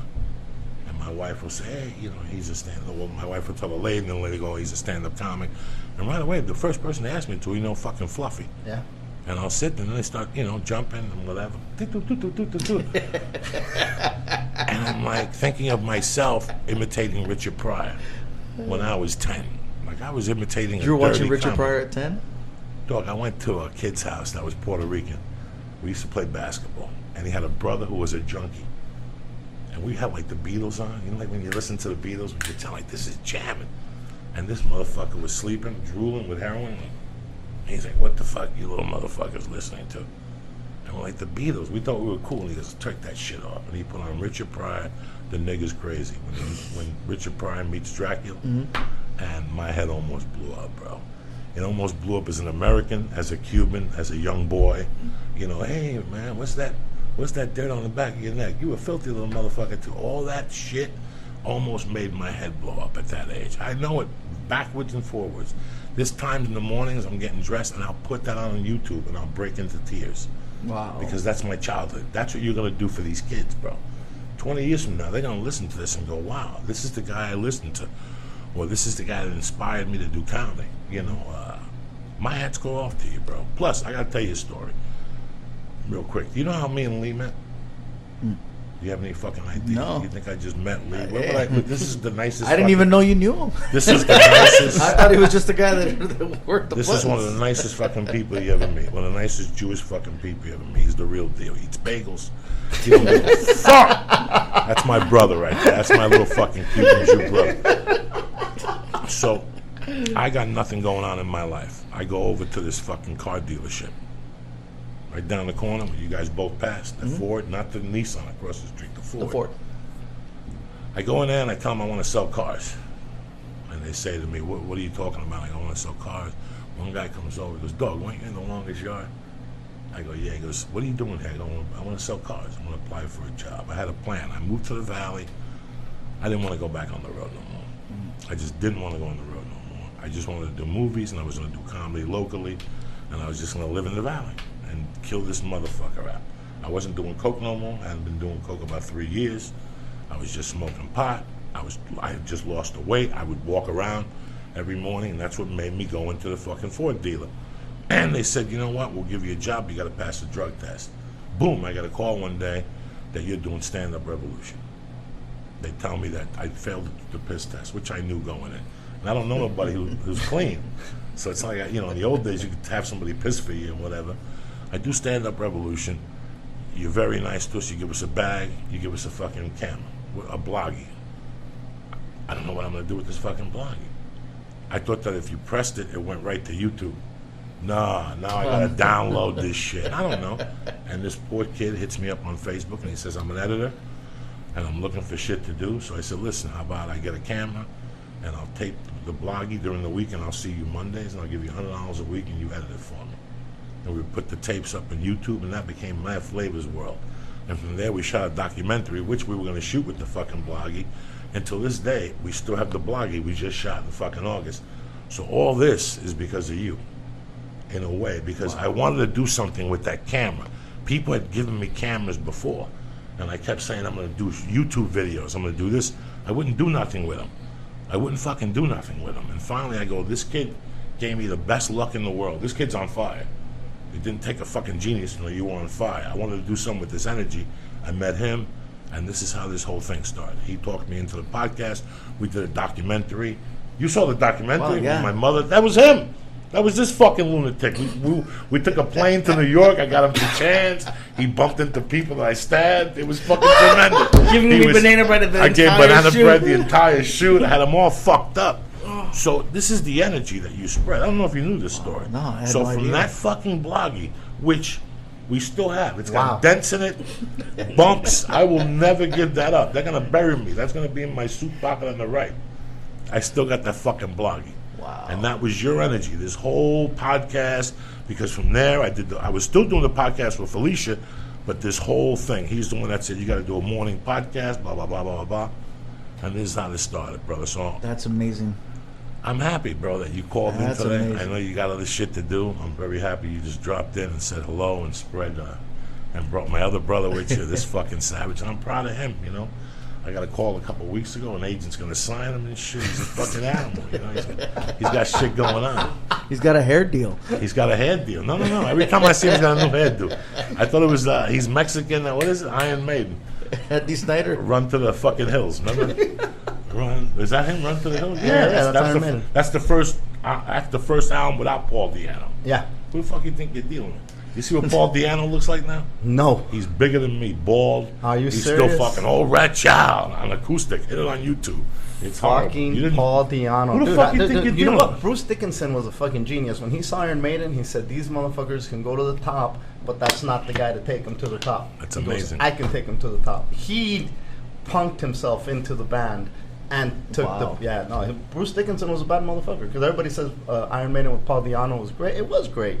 But Bruce Dickinson just made it fucking arena great. You know, he was just bigger than, and he's still, if you ever see Bruce Dickinson perform, that motherfucker will run up and down the stage. He's in his 50s. He's jumping on speakers. I mean, you gotta be in fucking shape to jump on speakers. Wow. This motherfucker's still putting on a fucking show. Gabriel jumps on speakers. Fuck you, kid. Fuck Bruce Dickinson. July 10th, you'll see him jump on speakers. July 11th. July 11th, he's doing fucking Circus du Soleil. He's a fucking savage. He's like fucking Pacquiao. You know when Pacquiao goes to box afterward, he fucking goes and does karaoke. Gabriel does Vegas, he goes and does fucking Circus du Soleil. Nobody knows. They put a mask on him and shit. Listen, man, I love you for doing this. I wish you all the luck. You're my little young brother. You know, you want to reveal a secret to these people about us? About how far back we go? No, with the virginity. All right, look. Tell these motherfuckers. Yeah. Tell the girlfriend I brought it up. I'm sorry. I love it with all my It was way before. Yeah. All right, so I guess the year was 1997. I just turned 21. And we're in Phoenix, Arizona. Tucson. Oh yeah. Tucson, Arizona. Sorry. Which, let's let these people know. There's tons of dirty bitches in Tucson. When you fly into Tucson, they give you a condom with a needle and shit with a syringe. That's where I got the pimple under my tongue. I think it was in Tucson. So break it down for me. I'm sorry to interrupt. All right. Yeah, so it was the summer of '97. We're in Tucson, Arizona, playing at Bugsy's, and I met someone there, and something happened that night. That was the first time it happened. Now, as far as how dirty you want me to get it, Joey, I won't do it. Just tell her you banged her. That's it. I don't want you to tell me you stuck a finger up her ass or she stuck a finger in your ass. The deed happened, man. It went down. But here's the thing: is that but you didn't say nothing the next morning. Like you were still in shock. Oh yeah. Well, I was in shock for a few reasons.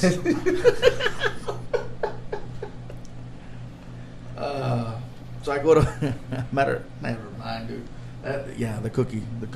Yeah, the cookies. This is tremendous. I ain't fucking around with nobody. You gotta make me forget you made me forget my own virginity, dude. That's how good that cookie was. No, I'm telling you, this is the real deal. Joe, you should have had a fucking cookie. It would have put you over the top. And look at what are you gonna? This cleanse ain't gonna do nothing to you now. That cleanse is gonna melt in your fucking stomach. How's that cookie feeling? It's amazing, bro. Let me give some shout outs and get the fuck out of here. Get ready. He's gonna call you in like 45 minutes and like talk to you about Black Sabbath and devils and why your family came from Mexico. And what was the outline? Did you have an outline for the show or no? That's funny. I just try to fucking write things down so I remember. Cool. Shane Quinlan, Justin Monk, Mad Buffer, Rob Beptold, Lady Rent, whatever your fucking name is. Lady Ranicorn. You know what I'm talking about. You know Rainicorn, yeah. Yeah, Rainicorn. She wanted to sniff your ass. She even said it. Whose asshole do I have to sniff to get a shout out? And I said, Lee Syatt. Lady Ranicorn, Tiago Guerra, and Aris Abar, Puerto Rican dude, bad motherfucker. You're not telling the whole story though. I had to have like 10 pounds of hummus or something. No, listen, don't worry about 10 the hummus. pounds of hummus? He hates hummus, so I fucking hate I bring hummus. it up, and he goes into a panic attack. That and ranch, and what was the thing we found out in the live podcast? Soy coffee. Soy milk. Soy milk in your coffee. What the fuck? Put regular milk. Like it's gonna change your life. You know what I'm saying? A little fucking. Just regular. They all want to be different. I want almond joy in my milk. Listen, how about I fucking stab you? Hold on. How about a shout out to Onnit for all your fucking health needs? If your knee hurts, strong bone. If you want more cardio, get some fucking Shroom Tech. The one I take for jiu-jitsu, it keeps me fucking. Sometimes I'll leave jiu-jitsu. Sometimes I'll leave jiu-jitsu, bro. My heart's fucking pumping. I gotta go home and calm down. That's how good the Shroom Tech Sport is. If you're looking for some more fucking cardio, I mean, I stopped smoking dope, so I got more air in there. You know what I'm saying? But the fucking the Shroom Tech Sport really takes it to a different level. I'm fucking stoned to the gills. You know? Go to Onnit.com. See what they got. They got the ropes. They got the kettlebells. They got the fucking Alpha brand. Go over there, pressing Church in the box. CHURCH. I hope that's how you spell it. Knock yourself out. Also, Nature Box, the healthiest fucking snacks sent to your fucking house. No drama. You understand me? The fucking mailman knocks. Boom.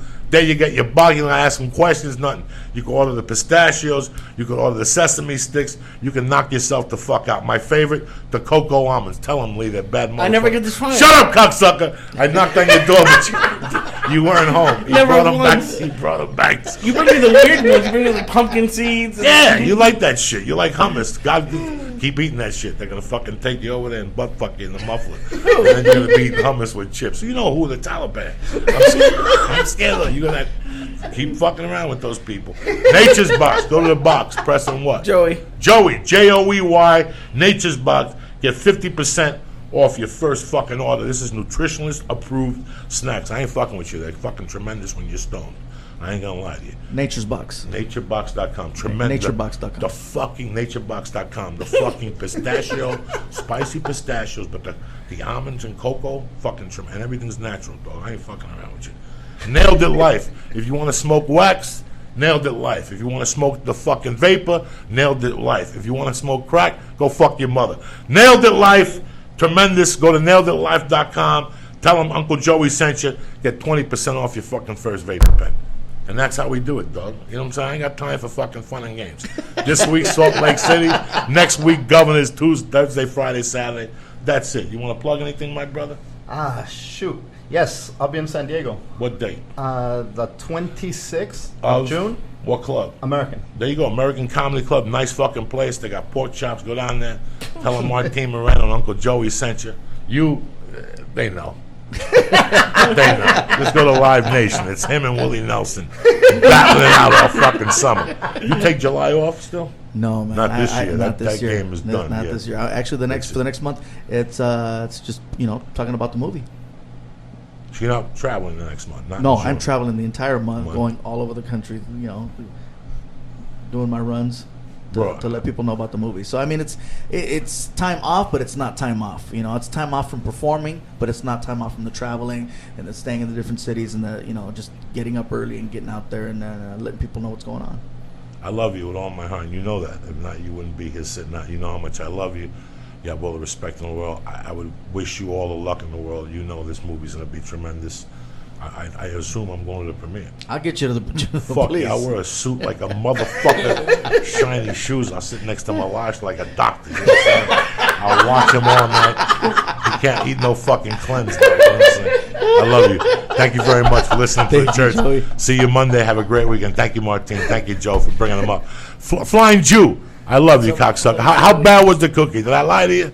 Yes. You're high, but you're manageable. Well, yeah, because I ate like 75 milligrams. That's right. You got a beautiful shirt on. Look Thank at it. You just see how Jewish he is. He ate 75 milligrams, not 73. How many? 70. I don't know. I ate 3/4 of a half. I love you, cocksucker. You did a good job this week. You're a savage, you bad motherfucker. Look at you. Wiggle foot. Put missing persons on wiggle foot. Little me. Are you gonna give him a shout out? Huh? You gonna talk to these people about these? I was products? going to, but Go ahead, give him a little shout out. Go ahead. You bad motherfucker. You look at you, solid. you got us lost on the way to San Diego. By the way, I don't give a fuck. Don't worry about San Diego. It's you. Now you want to talk about San Diego a week later? What are you going to bring up? The Malaysian plane now? Just read the fucking thing. Now that the show's over, remember to go to naturebox.com and order great tasting healthy snacks at 50% off. Snack smarter in the new year. Just go to Nature. Strung out already on this cookies of death. And in the fucking showroom, my main man tonight. You may know him, you may not know him, but that's why I got him on the show, so you motherfuckers get to know him. Al Robles on the table. What's happening, baby? What's up, Uncle Joey? Look at him tatted up like fucking Sons of Anarchy meets, I don't even know, Hawaii 5-0. I don't fucking know. What's happening here today, all right? Everybody all right? We all good, man. What's going on? Just tripping on Lee over there. Lee's? Yeah, they made fun of me because I parked too far away from the wall. They made fun of me. What the fuck? They made fun of me, cock. We didn't make fun of you. Yeah. You park 8 feet from the fucking wall. I come in, I go, why is this car in the middle of the parking lot? He comes down like a mort walking around with simpatico juice in his face. Right? I was so worried that I was going to hit the wall, and I wanted to make sure I was in the line. But 10 feet away? No shit. How worried were you? I was focused on the lines and forgot about backing up. And just because your name is Lee doesn't mean you got to drive fucked up, bro. Oh shit, look at him dropping knowledge on Lee. Off the bat. Look at Lee scratching his head. I don't get that joke. It's a Chinese joke. I get the joke. No, you don't fucking get it. Why are you scratching your head all fucked up? Like, huh? What's the problem? You only had a half. I even cut it back on your ass. Yeah. And you're still, yeah. Oh, yeah. Robles, what's happening, baby? Man, just right here chilling, man. Getting ready for the Fluffy movie to drop. When is that dropping? July? July 11th. 11th, fresh. 7-Eleven. 7-Eleven. And there's a segment in the beginning, and you guys are all in it. Yeah, we're all in. It's kind of like a little short film, maybe 20 minutes. And Unbelievable. I play a pervert at a club. Good for you. Harassing Gabriel's Good mom. for you. Good for you. That's a good one right there. Huh? That'll soar you to the top. And shit, you know what I'm saying? Right? If you think Grudge Match did wonders, wait till you fucking that comes out, huh? Cocksucker. What? What? What are you laughing about? You got the blue shirt with the white, the blue flag behind you. You look beautiful tonight. Thank you. You fucking Jew cocksucker. I love you. Finally. See, you're stoned. Yeah. You feel good. You're loose. What? Last night you were all tight every time I called you. I can't go. Call me every 15 minutes. Sure, I gotta I'm call gonna make you. you eat this cookie from death. Yeah, the Russians are gonna come and feed us 400 That's milligrams right, a 'cause the day, Russians so we gotta be won't ready. come. Look, it's Russos. It's either the Russians, it's either the Taliban, or the Arabs. Somebody's going to come over and they're going to want you to eat cookies, and you're going to be prepared. Because that's how you roll. You're not some regular fucking Jew from some Mamalukeville. You're a Jew with balls. You got spine. You got mink, Yangoli, got personality. Huh. What do you think? You think you got personality? Yeah, he has personality, Our man. Robles wouldn't be fucking with you if you didn't have no personality. I know how. I know how deep. In the jungles in fucking Colombia. I bumped into him one time. He had 2 pounds of weed. I had 2 pounds of coke. We had a little party, and he went his way, and I went my way. He ended up in San Diego. Me, I got another story, but fuck, we'll tell that one next podcast. What's happening, Church of America? You bad motherfuckers, Church of what's happening now? If you think Lee is fucked up, I'm more fucked up, but I'm going to sell this motherfucker. I'm not sure what you just said, by the way. Don't worry about what I just said, all right? What's with the questions, cocksucker? Somebody turn the air on. I'm dying over here, Lee. Why did you turn the air off? You. Oh, Why'd you turn the fucking air off, Lee? Who told you to turn the air on? You know I get anxiety and shit. I hate you. Lee was cold, bro. How the fuck is Lee cold? No, I Look wasn't at him. cold. How the fuck is Lee cold? I'm not cold. You never cold, Lee. I'm cold. Motherfucker. I was cold when you were going 90 with the AC blasting and the windows open on the way home from San Diego. All right, let's stab you. Anyway, what's going on out, Robles? Talking to this fucking guy. Well, in San Diego. Look how stoned he is. What'd you eat for guy. dinner? A steak and cheese and wings. How many wings? 8 8 wings. What kind of dressing? blue cheese. Don't fuck with me. Somebody Smell my told breath. listen, I wouldn't smell your breath or your ass, cocksucker. Yes, you would. No, you won't, you dirty bastard. What's up with you, Robles? Tell me something. Man. Just right here, Joey, just fucking getting ready for that movie, just going up on stage and just trying to get better, man. You're You out know a what lot, it is. man. Thank you. You're out every night. You're not just sitting at home fanning your pussy like 60% of the comics in L.A. You bump into them. Right. When they tell you how bad things are, you always make me smile. That's why I figured I'd put you on the podcast. You make me smile every time I see you. Always got a story, you got a question.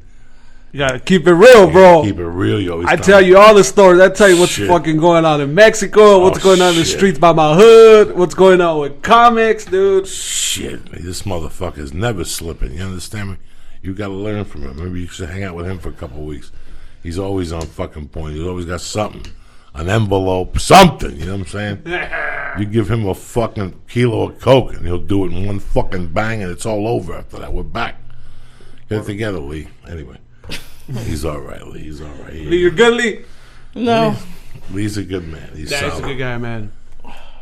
Now, you started comedy out here, bro? I started comedy here in 2002, bro, in March. That's when I met you, 02. Back in the days, man.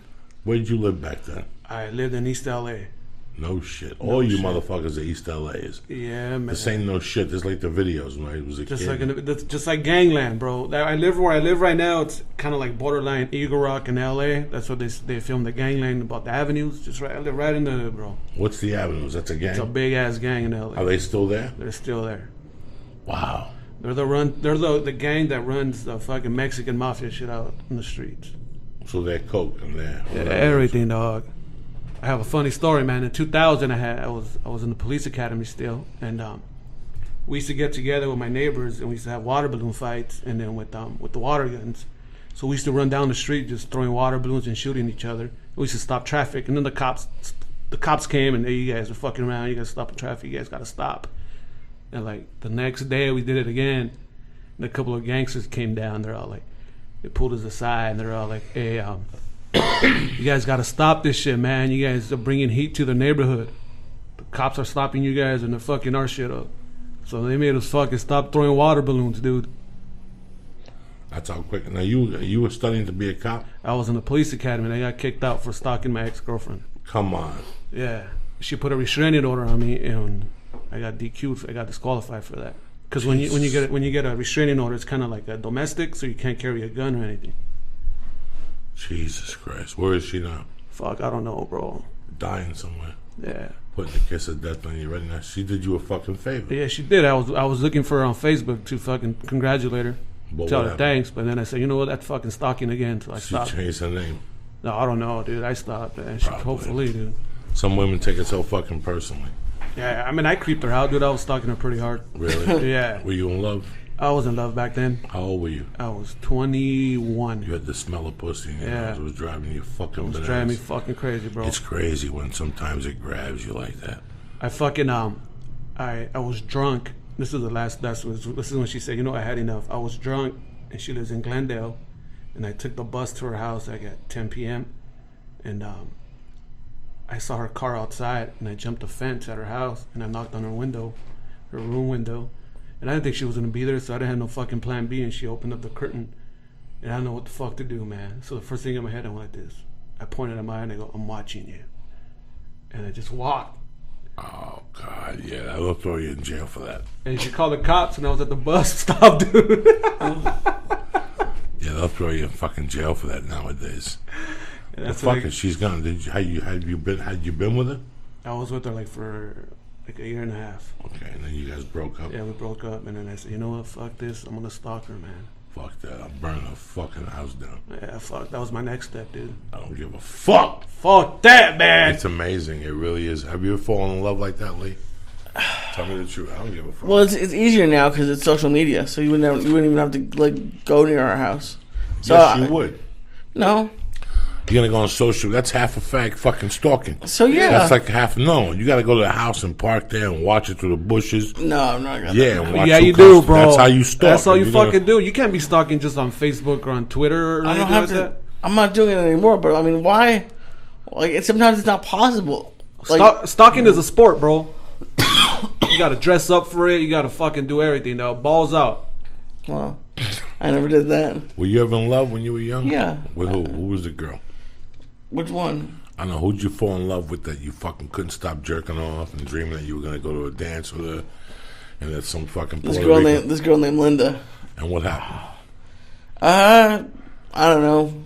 I was too young to realize if she liked me or not, and then she moved away. And then, like years later, we would talk. And she'd be like, "Oh, I wanted you to ask me out." And I was like, Well, but who did you fall in love with that actually gave you a taste of that monkey, and you thought it was the fucking best thing you ever tasted? "Oh, And then you couldn't fucking take it no more, and you couldn't take being without her. You couldn't fucking wait to get over it. Like that fucking muffler. it hadn't really happened with a girl I've had sex with. What happened? Like, it hasn't really happened with a girl. Like, I've never broken up with a girl that I've had sex with. Be like, But she cut you off. no, I can't think of like I. How fucking boring are you? Right? What you just said? You haven't broken up with the chick that you had sex with. No. I'm saying it. I haven't had those like stalky feelings about one of those. Oh, okay. So who do you have stalking feelings for? Like the ones where I didn't have sex with them. Yeah, they put it out. I understand what you're saying. The time I went crazy on pussy was the 6th grade with the broad Nikki. I went fucking nuts, bro. I got let back. I couldn't even think straight. Right. Because I was dry humping her. I was sucking her titties, but that's it. She told me the day after school, she goes, the day when school ends, we're going to fuck like motherfuckers. Bro, I was counting the fucking minutes. Man. When you're in the 6th grade, you count the fucking minutes. I couldn't focus. I couldn't do anything. I couldn't go to karate. I couldn't fucking do anything. And then finally, the day after school came, and she goes, no. Dog, it was a nightmare. It crushed me. But I went after it. But by this time, I did so bad at school that they put me in summer school. Right. And in North Bergen, you have to go to, if you miss 3 days, they throw you out. Dog, I missed 3. I would go to school, I couldn't even think about it. All I kept thinking about was running back and eating that fucking monkey. And nothing ever happened. And we broke up. It was fucking horrendously. And do you think she gave it to someone else, bro, or you just fucking? After that, she did. Yeah. And then years later, she bumped into me, and I was going to give her a stab, but by that time, it was too fucking late, you know. It's amazing how your life changes like that. Then when I was 25, 30, I fell in love with this broad that, was a freak, man. When they're dirty like that, and you've been in a bad position for a while, and one comes along, and let me tell you something, it fucking sweeps you off your feet where, I would fucking climb by the side of a house. I would drive by a house and see if she was home. I never knocked on her glass. But see, here's the other thing about me. I stalk all my friends. Like, I've always been one of those guys. Let's say Alfred lives on 72nd Street. I live on 79th, and you live on 65th.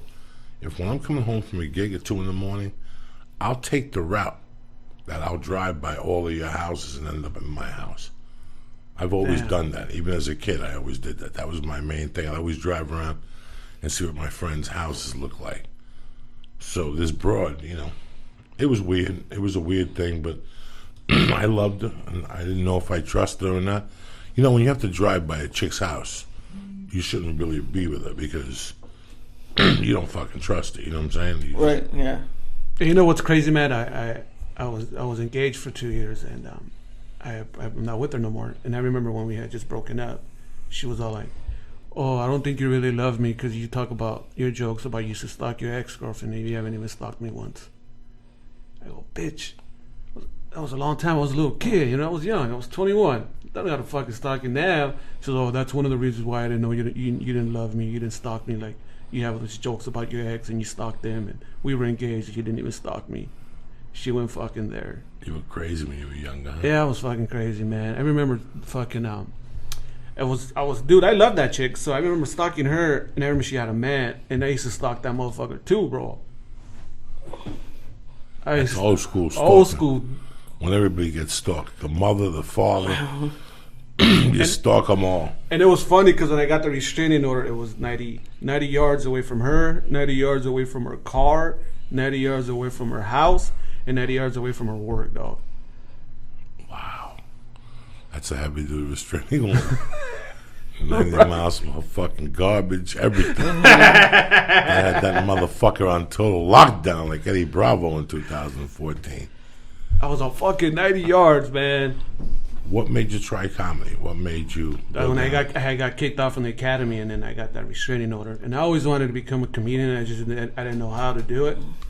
My older brother really got me into it. I remember he used to have the Andrew Dice Clay tape cassette and Eddie Murphy, and I used to always listen to it in his room, bro. I used to sneak in his room and listen to it. And I was like, dude, I want to do what they're doing, making fucking strangers laugh. And it's funny because now I fucking hate their style of comedy, bro. Both of them? Yeah.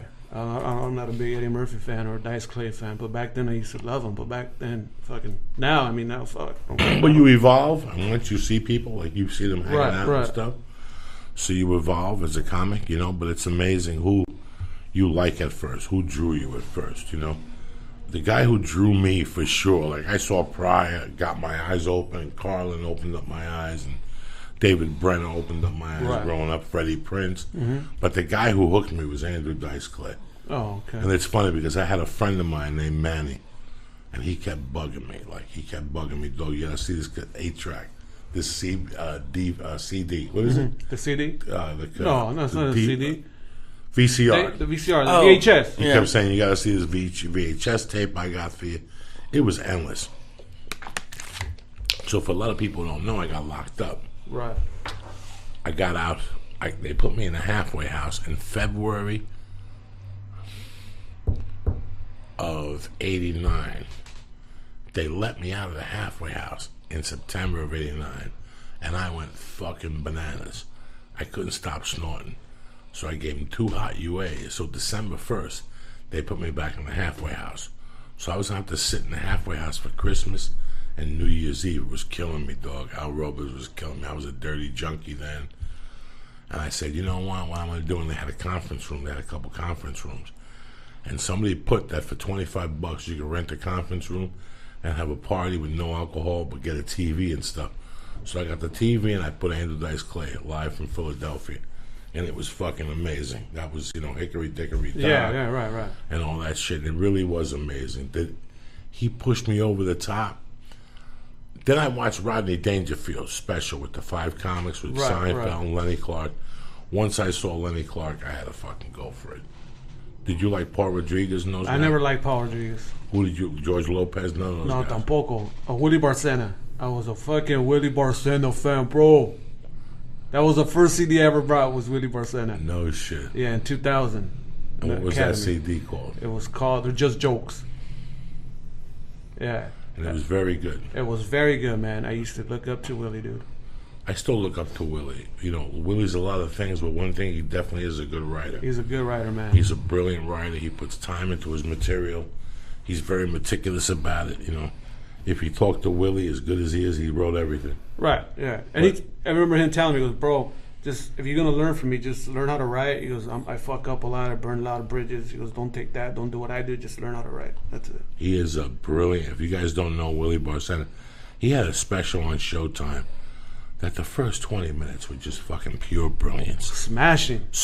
I mean, pure brilliance. I sat there and I go, I got to retape this and learn. But if you see him, you know, he writes all day. All day. You know, he writes all day. He writes all night. It's in his mind. That's what, you know, that's what Willie does. And it's a shame that he can't sell a ticket now. You know, he can't sell a ticket because that's the comics you really want to go see. Willie's a very good comic. You'll go see popular comics, then go see Willie and go, I fucking get it. You know what I'm saying? So that was one of your influences. Yeah, I remember he took me on the road, man. He took me. We did the Tempe Improv, and I mean, I didn't have a notebook. I didn't take nothing there. I wanted to do good. I wanted to do good in front of the crowds. My first time working at Improv, and then the second night I was at the condo, and Willie comes up to me. He asked me, "Hey, bro, you think you're funnier than me?" I'm all like, "No." "You think you have more jokes than me?" I'm all like, "No." He goes, 2 days, man. I haven't even seen you picked up a notebook or a pencil. Is this fucking vacation for you, bro? I'm like, damn, Yeah, man. he's old school. Yeah, it's the truth, man. You know, you always, as a comic, you always have a job to do. Right. The comedian that says I'm bored, that guy ain't working because you always have an hour to write, put it down for an hour, email somebody, get back on. And I'm lazy at that too. I always sit down for a little point in my day. That I'm better at. I'm better than I was 5 years ago because you have to evolve. If you have to sit down. Fuck, I got this thought today. I got that thought today. You know, whatever. But I don't see it. I don't know how you know, Frank Mir. Who? Frank Mir, the fighter. Yeah, Frank Mir, yeah. when he went to Jackson's camp, Right. the first thing he says is, he goes, I can't believe I got away all these years with not training how I was supposed to. And it's amazing how I got away with all those years with not writing to the full capability. And yeah, I have stories. All I have to do is write them out and polish them, and you have your material. You know, you're telling your life experiences. So, how you doing over there, Papa? I'm good. You bad motherfucker, you. Look at you. Stoned to the geezils. That's it. You're done after tonight? With what? You have to move tomorrow? Yeah. How many times have you moved the last year? 4. Second fucking- time. 4 fucking times. I move once a year, but then this fucking second time came up. And everything's all right? You're going to be happy? I hope so. What time the moving people coming over? Between 1 and 3. Between 1 and 3. So you got to pack all morning or you're done? I'm pretty much done. I just have to get the last couple odds and ends. Want to eat another cookie right now so you're ready? No. Let me tell you something. You fucking move to 11 o'clock. You take a 1 hour nap. You help them all move again. What are they banging you out for?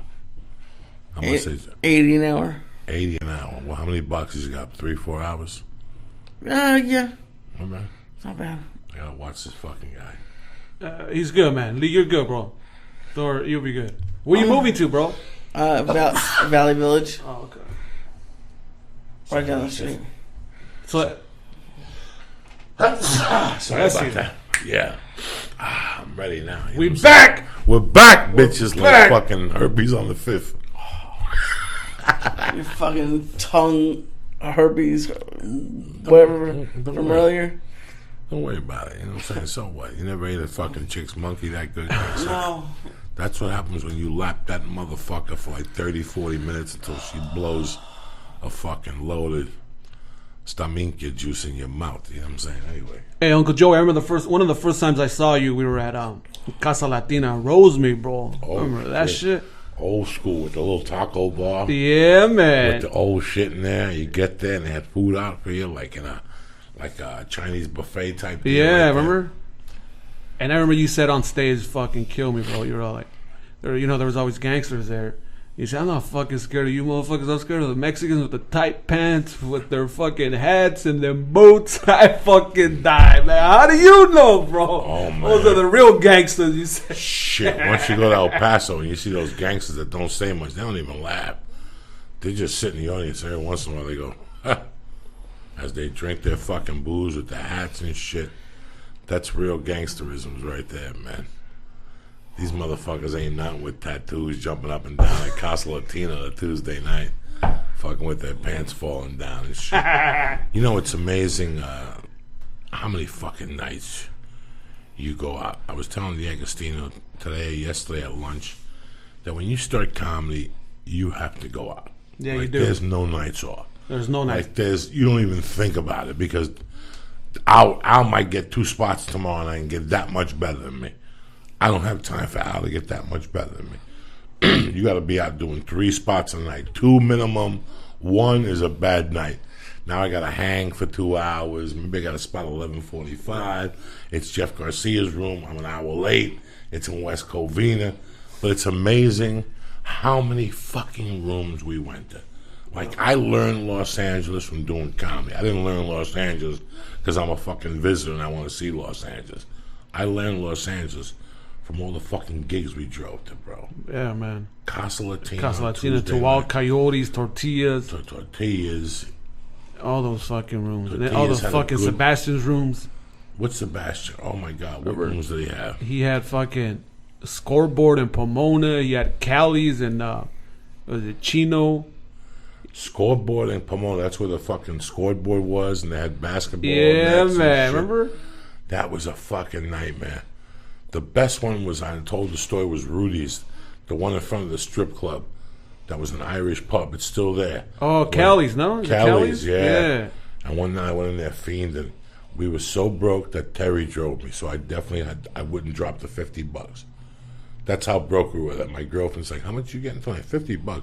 But I'll be back at 11. No, I'll come with you. And we went down there. When I was on stage, some guy was drunk and threw his wallet up in the stage, and I took it. But as I was getting off the stage, there was a men's bathroom and there was a wall.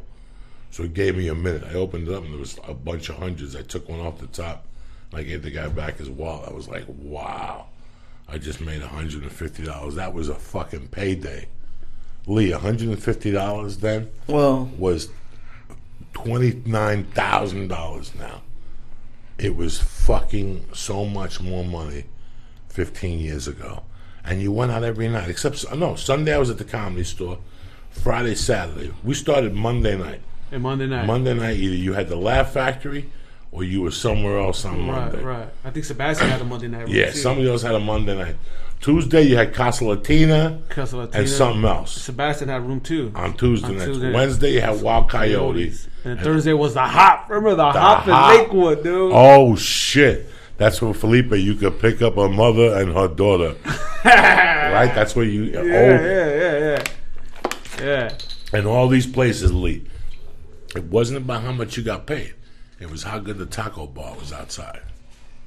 Because that place had a taco bar. They did. They had a taco bar inside when you made the left by the pool table. So right next to a pool table with forks in it and nose hair. And you didn't give a fuck, Lee. That's how good those tacos were. You didn't give a fuck. You went over there and made yourself 5 or 6 fucking tacos. All those places had a taco bar on Monday, Tuesdays. Remember, what's the one down there? Not Hasbro. Yeah, they still do it on Monday nights.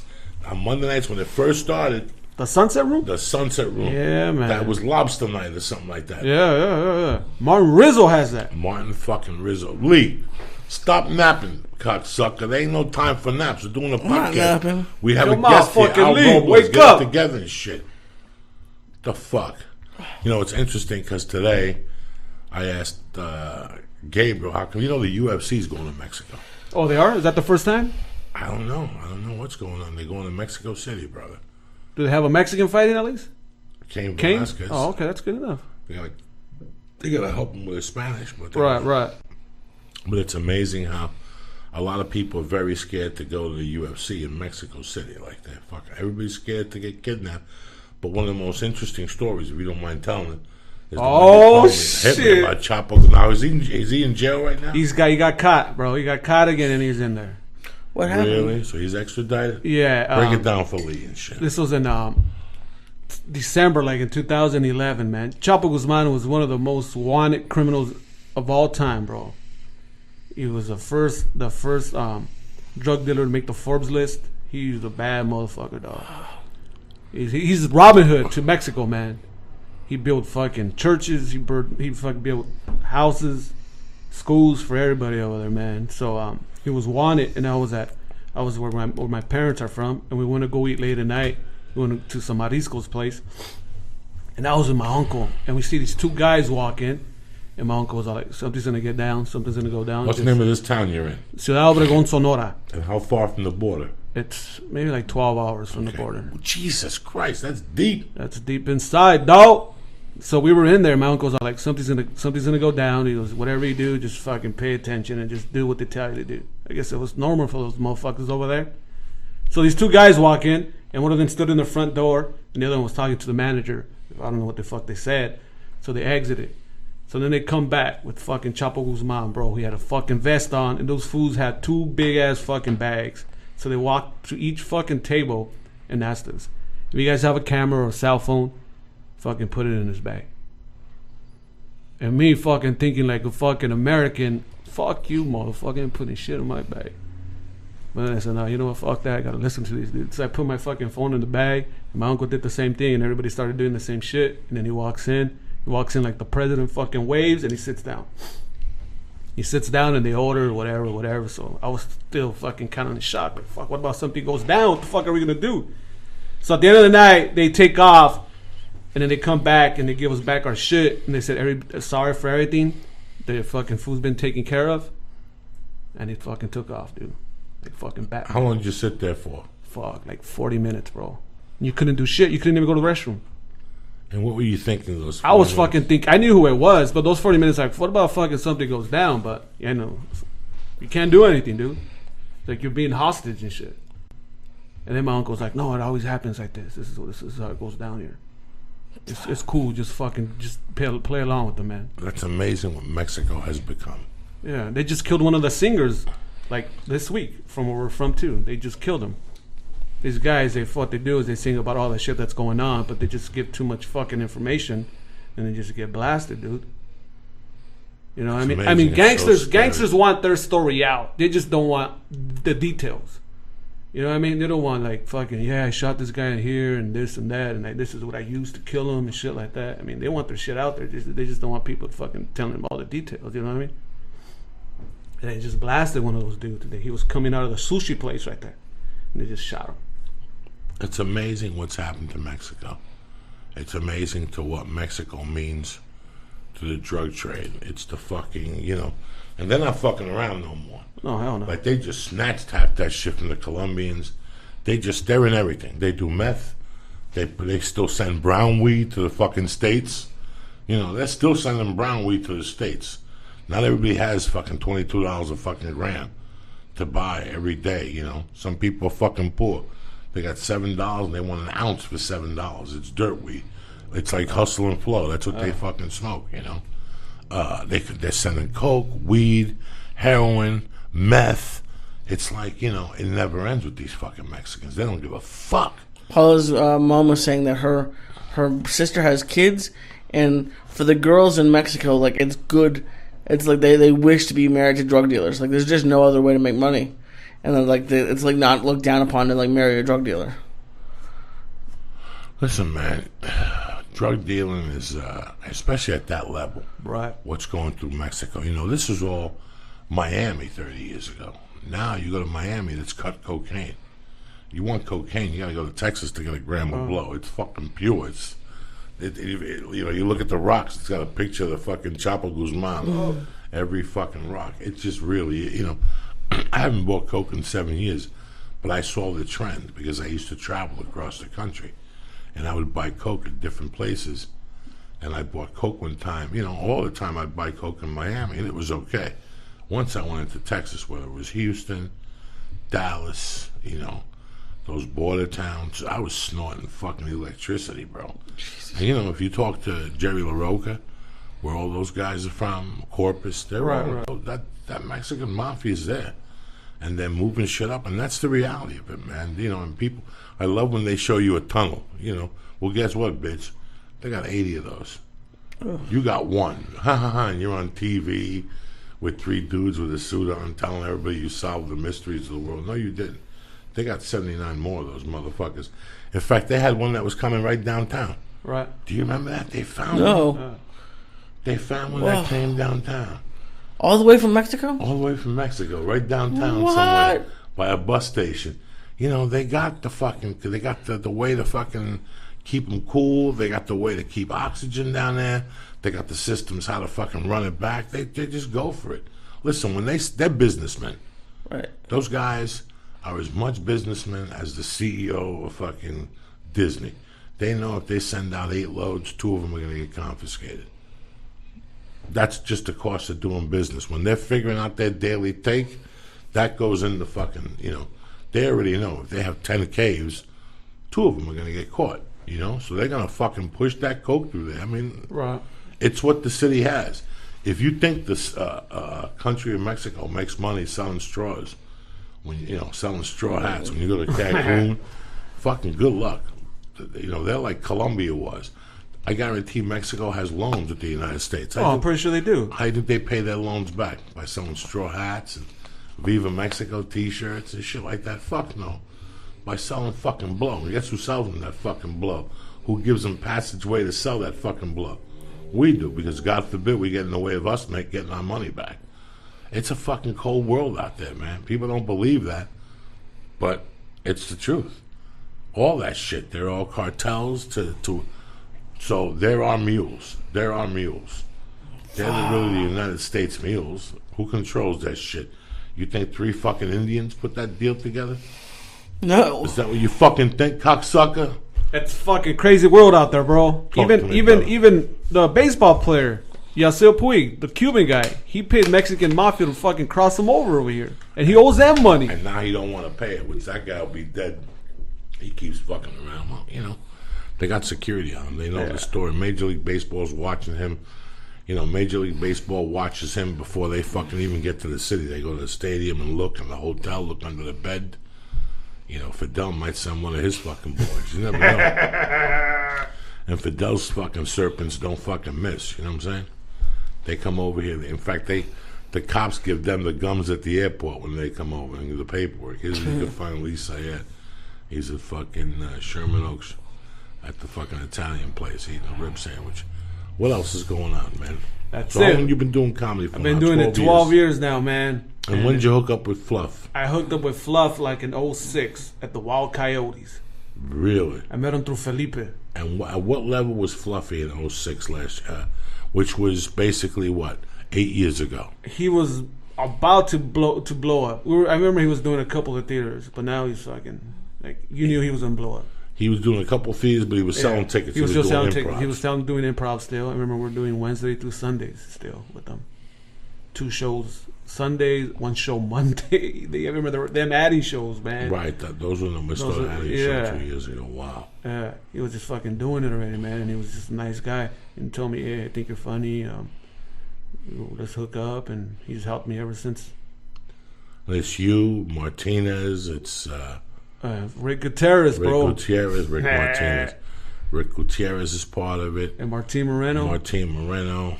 Yeah, and then Ivan Cuellar is still there with them. He's the road manager. And then fucking Big Fluffy, man. That's amazing. We were talking about today what level, you know. I remember taking planes with him. I remember we were both getting the same money. I remember doing the Laugh Factory with him. He was always a very nice kid, you know, and he always made you smile and stuff. I mean, there's nobody I like being around. I see him twice a year for 10 minutes, you know. I don't want to go to his shows because I never want him to think. Like, I could have drove to Burbank last night and hung with you guys and drank U's. Right. But he's got 90 people there. You know what I'm saying? It's very... Today I had a great time with him and Martine because I had him for an hour. That's the most I'll see him, you know. But it's amazing what's happened to him, and he's never changed. And, you know, he's always looked out for me. He always gives me something. Once a year, he throws me fucking something.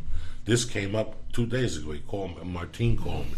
He goes, well, he's in town. He wants to stop by and do your podcast. I go, that's funny because fucking Robles, my main man, Pizza. Pizza. I was going to do your podcast. And then it's funny how you and I hooked up. It was really weird.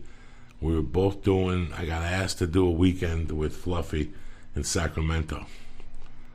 And it was you, myself, and who else? I think Noe and Gene Pompa.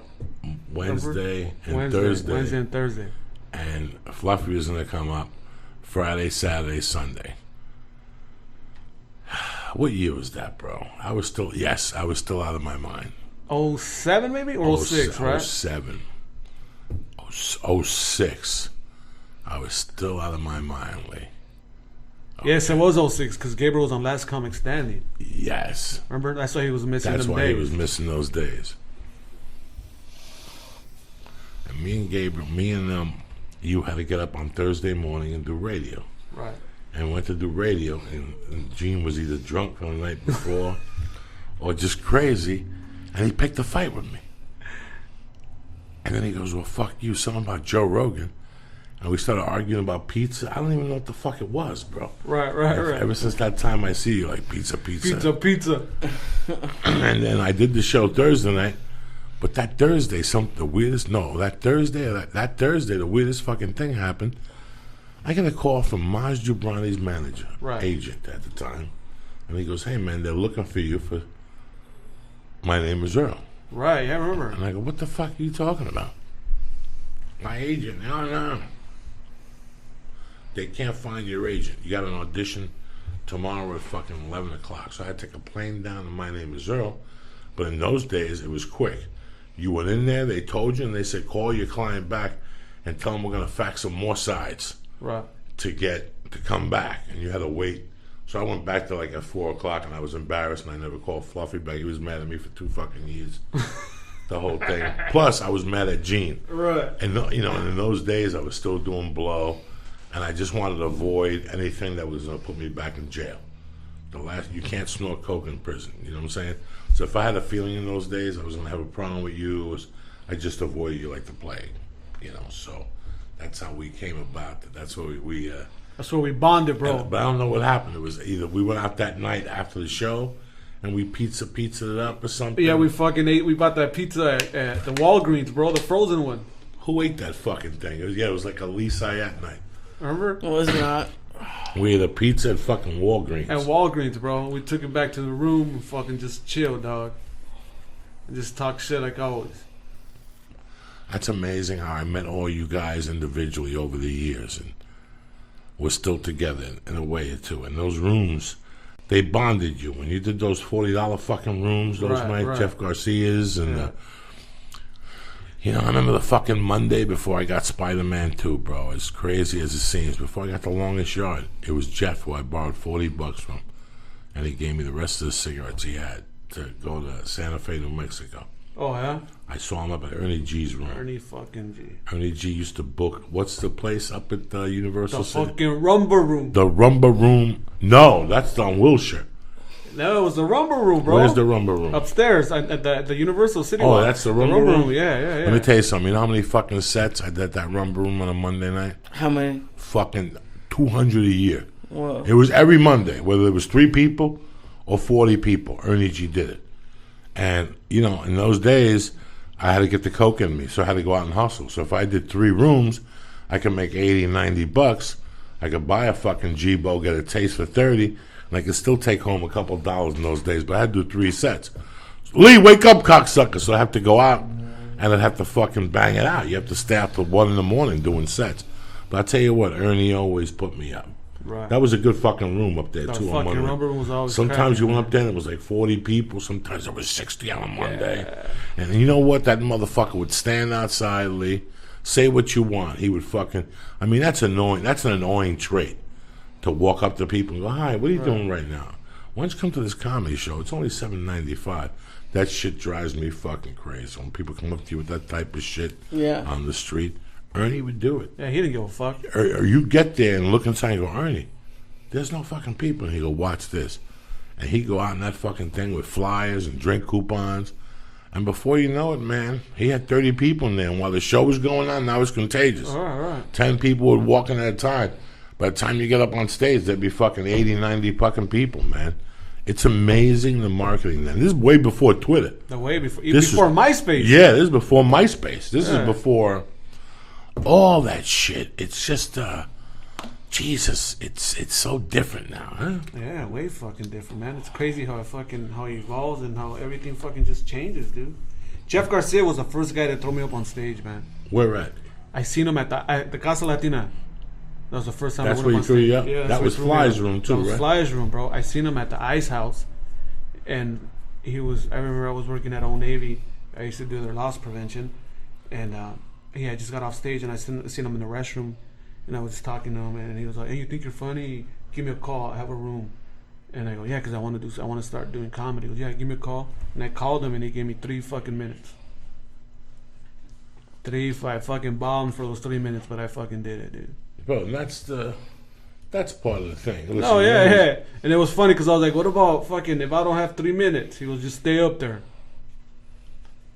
All right, man. You know, and for the people at home that they're probably listening, you're like, 3 minutes, Jesus Christ. 3 minutes the first 4 times on stage seems like 3 hours. You wouldn't fucking even dream of it. Wow. If I put you right now, if I said, ready, Lee, 3 minutes, click. Yeah. You look at me and go, Joey, come on, I could do this with my eyes closed. No, you couldn't. Not if there's 100 people staring at you. And the lights are hot. And your adrenaline's up. You won't think of shit. It's like when I first started jiu-jitsu. Once you got me on my back, I was done because I was too busy breathing. Freaking out about the situation. I'm on my back. Your mind is telling you to freak out. But once it's the same thing with the stage. You're funny when you're in a corner.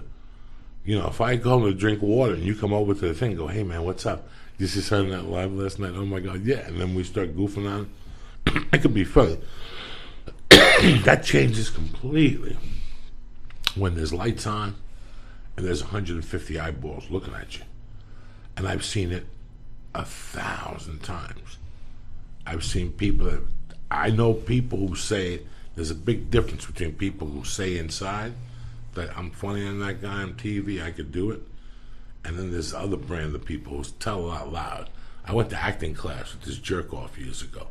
Big-time jerk-off from the East Coast, New York, New Jersey. And one night he's like, hey, man, I want to come down to the club and watch you do comedy.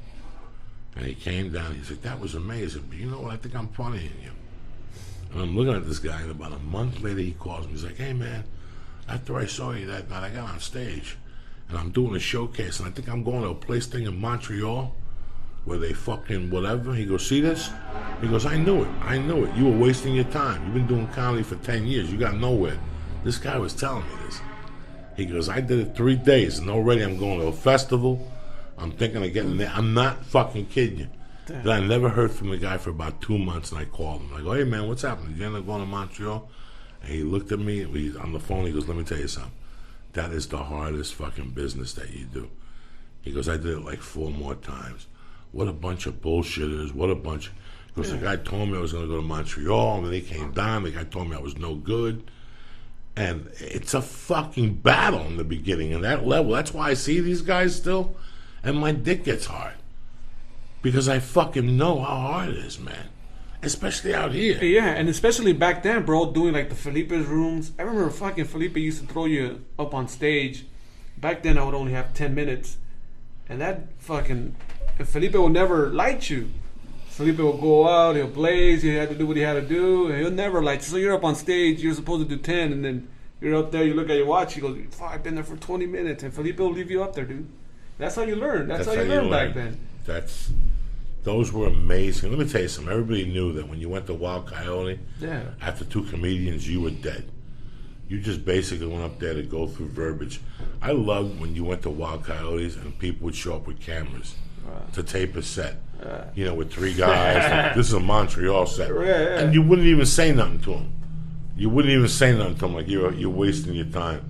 Don't even put the camera on. In fact, put it back in the car and tell those guys to go home because somebody might fucking steal it.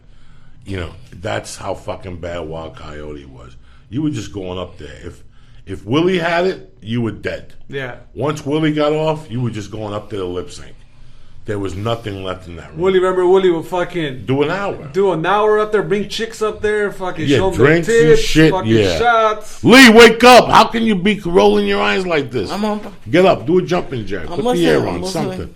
I can't reach the air. Yes, you can. You're a tall dude. No, reach the air. Jump up, get on the table. No. Jump up and down. Look at the shit. You can't be this high. We still got to go out. We're going out tonight. No, we're not. We're going to Denny's. We're going to get a milkshake. I already had a milkshake. From where? In-N-Out. When? Before you got here. So you went to In-N-Out, you had the wings, and you had the sandwich. Look at the shake. I got the shake. What type of shake? Chocolate. Large or small? Did you go to the window or did you drive through? The window. Look at the shape of you, cocksucker. What am I going to do with you? Huh?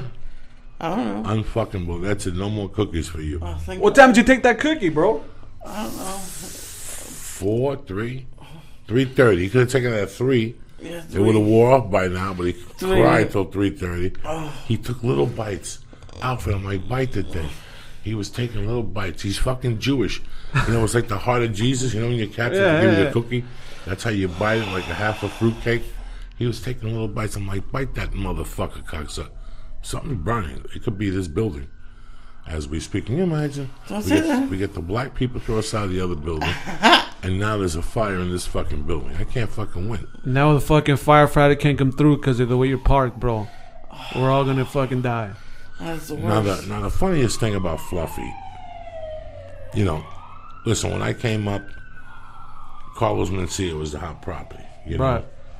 And then it was you know, Pablo was the next big thing. Then it was Jeff Garcia had a deal. Then it was, you know, nobody really looked at Fluffy. You know, nobody really looked at Fluffy. And he just took off from a comics point of view. And listen, man, I could tell you, Lee knows, I've never had a problem with Fluffy. You know that. I've never, ever said anything. I knew from the beginning. I knew where his heart was from day one. And he had some beauties. He had some beautiful people who just got mad at him from the beginning, and I think they're childish and jealous. It's Latino machismo that got in the way, you know.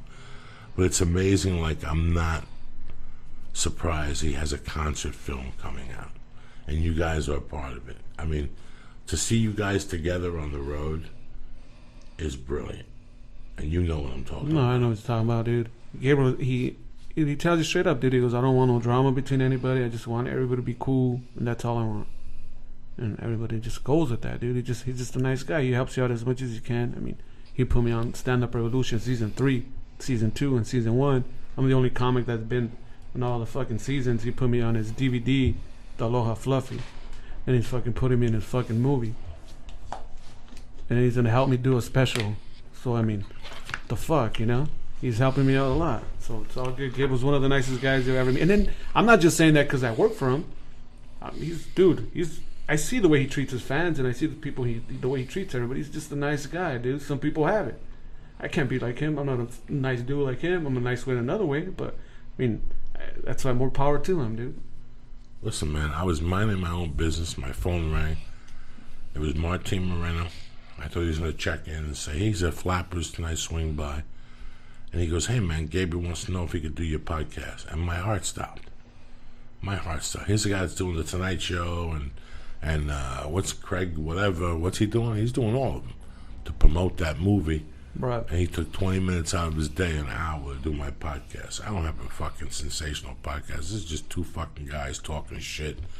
Well, this isn't, you know, you might get a life lesson out of here. You're not going to get nothing if you're into that stuff.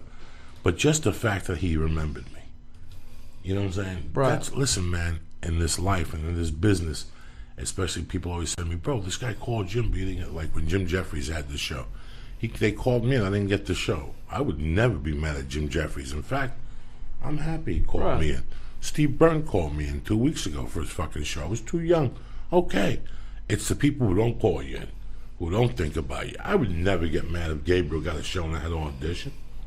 It would mean nothing to me. Right. I would go in there and knock it out of the park. That means I have to be better than everybody else.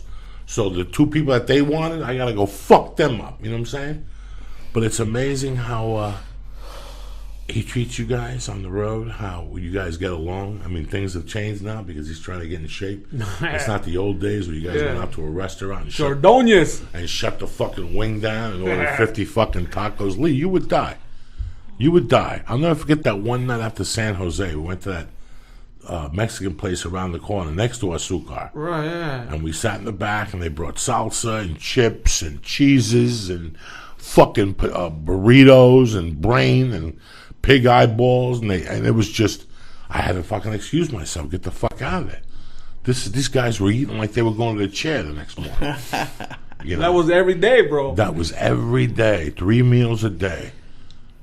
You know, they wake up at 2, they meet at 3:30, they eat till 5, then they go to the club, they eat again in between shows, and then right after the fucking 2 hours of signing and 3 or 4 taking pictures, they go take a wing from a fucking diner and go, bring it. You know, George was telling me about Chan's Dragging In. When you guys went in Jersey to that Chinese restaurant with George, fuck yeah, man. he goes, they had fucking everything on that menu. Mo Shu Chu, Chu Chu Ri, Li Li Wu. They had everybody on that motherfucker. That's how you do it. And you know what, man? When you go out like that, I wish I made that type of money. I could go out as a family. Not with my wife and my daughter, but as a family. With you and 3 fucking feature acts and a fucking manager to count the Gitas and a bus driver and another guy just to roll joints and play the fucking music. Pick something, you know what I'm saying? And if we're out of batteries, he'll pick up a guitar and sing a fucking cancionette. You understand me, Lee? Lee, look at that. I'm never fucking with you again, cocksucker. Fucking Lee, man. Fucking no more Lee. cookies. No more cookies. No more nothing for you. Look at the shape of you. I can't take you nowhere with your blue. And you look handsome today. You got barbecue on your shirt. All right, blue cheese on my shirt. You got blue cheese on your shirt. Yeah. The wings drip down your face. Yeah. So I was gonna ask Gabriel, but I got too high and I didn't want to ask him. Like I was thinking about it last night because Ask Ralph. Ask me, bro. Okay. What are you gonna ask him? Well, it's both of you guys, but it's because when you told me it was gonna be on, I was like, all right, let me think of a question. And like, there's some comedians out there who have, like, how Gabriel makes the noises. Sometimes they have that kind of aspect to their act. Right. But a lot of comics and a lot of people don't respect them. But like somehow, like Gabriel, not gets away with it, but people don't seem to be mad about it. Like there's a bunch of like really active, loud comedians who people are like, oh, that's not real comedy. But Gabriel seems to they seem to respect Gabriel. You know what, dude? You're gonna get haters no matter what type of comedy you do. I still do tell a lot of one-liners, and people hate on that. That's old style comedy. Why you doing that? And they're always gonna pick something. Dude, Gabriel's just a nice guy. He's on top, so they're gonna look for anything. Well, like, it seems like they don't really mess with Gabriel. I mean, do they? Is he? It seems like most people I talked about him love him. I never really heard nothing about. Listen, if you go up there with a guitar, people break your balls. Right. But nobody's ever busted Pablo's balls. No, look at him. And nobody's ever busted Gabriel's balls, really, you know. Right. He does what he does, and he does it well. I was thinking more along the line, and I'm a huge fan, but more of the line people like hate on Dane Cook, like that sort of thing. Well, it's a different style of comedies, Gabriel's and Dane Cook. You know what I mean? It's different, but it has, like, some of the aspects I've heard people say bad things about Dane Cook, you could, like, kind of relate to what Gabriel does. Just, like, the noises and just the way he does it. And it's not exactly the same, but it was just interesting. Like, I love Gabriel, too, but it was just, like, I wonder where the difference lies. Like I said, dude, Dane Cook was hot, and everybody hated on him because he was doing a lot of shit. Yeah. So, you know what I mean? That sucks. People should be, like, happy for you. Mexicans are never happy, bro. It's amazing. Nobody's ever going to be happy. No. Somebody's going to feel that they got you started.